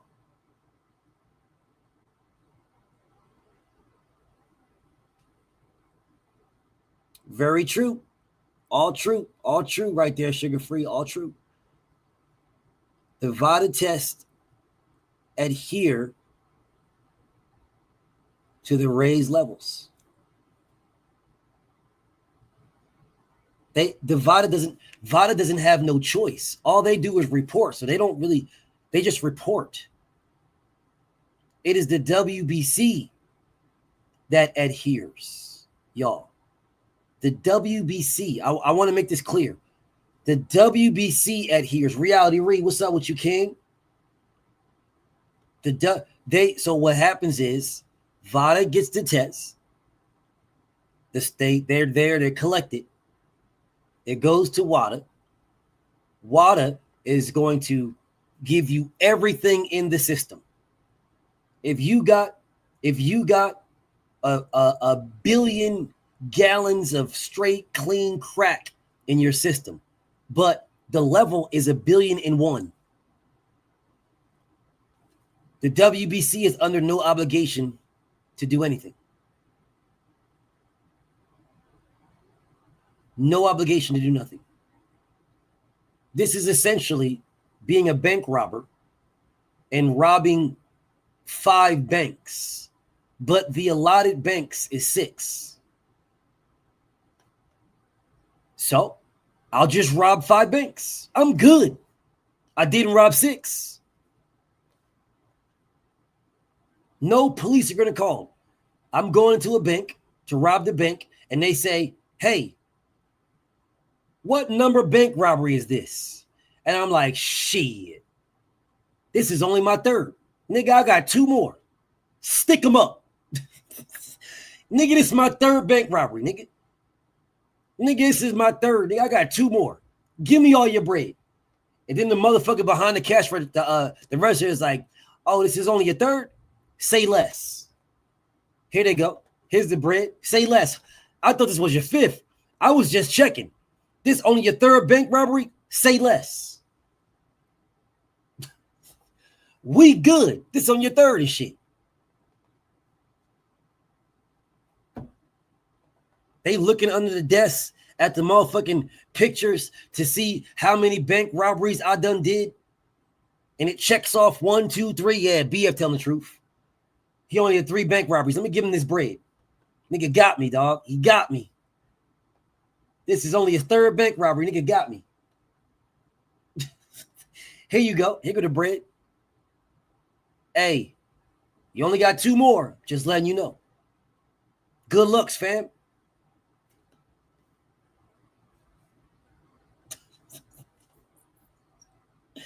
Good luck, fam. Good luck. Absolute insanity. So, Charles, what up, Charles? So it's this thing, bro. It is this thing that we have to deal with when it comes to Canelo Alvarez. We have to deal with it. We have to deal with it. We can't act like it doesn't exist. And then we also can't act like it's permanent. And that too, we can't blame Canelo. Canelo didn't have them raise the levels, bro. He didn't do that shit. They did it for him. We can't blame Canelo, bro. We cannot blame Canelo Alvarez for the levels of computerol that he's allowed to have in his system. We cannot blame him. That is not Canelo Alvarez's fault. At all. So I understand people are going to call him a drug cheat. Shit, I'm going to call him a drug cheat. But if he has clenbuterol in his system right now, which I believe he is, he does. But that's my belief. There's no facts to it. It's just my belief. And I base it on the facts that I know. But he hasn't tested positive. So since he hasn't tested positive,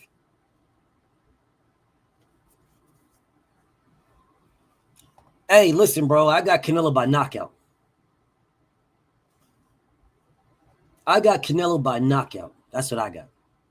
I think Canelo is going to knock Bud out. I do not think this is the fight that y'all believe it's going to be. I don't think any of that shit. I do not believe this fight is going to be like what y'all claim and how everybody is thinking, and this is the fight of the century. I don't believe any of that. I'm going to have to see it. I'm going to have to see it to believe it. And I don't want that to happen, but I'm a realist. I am a realist, y'all. I'm a realist. I'm going to dive more into it because I'm only just talking. Listen, bro, I'm telling y'all, bro, I'm about to wrap this motherfucker up because I'm about to get ready for this motherfucking football. I'm going to be on my other page.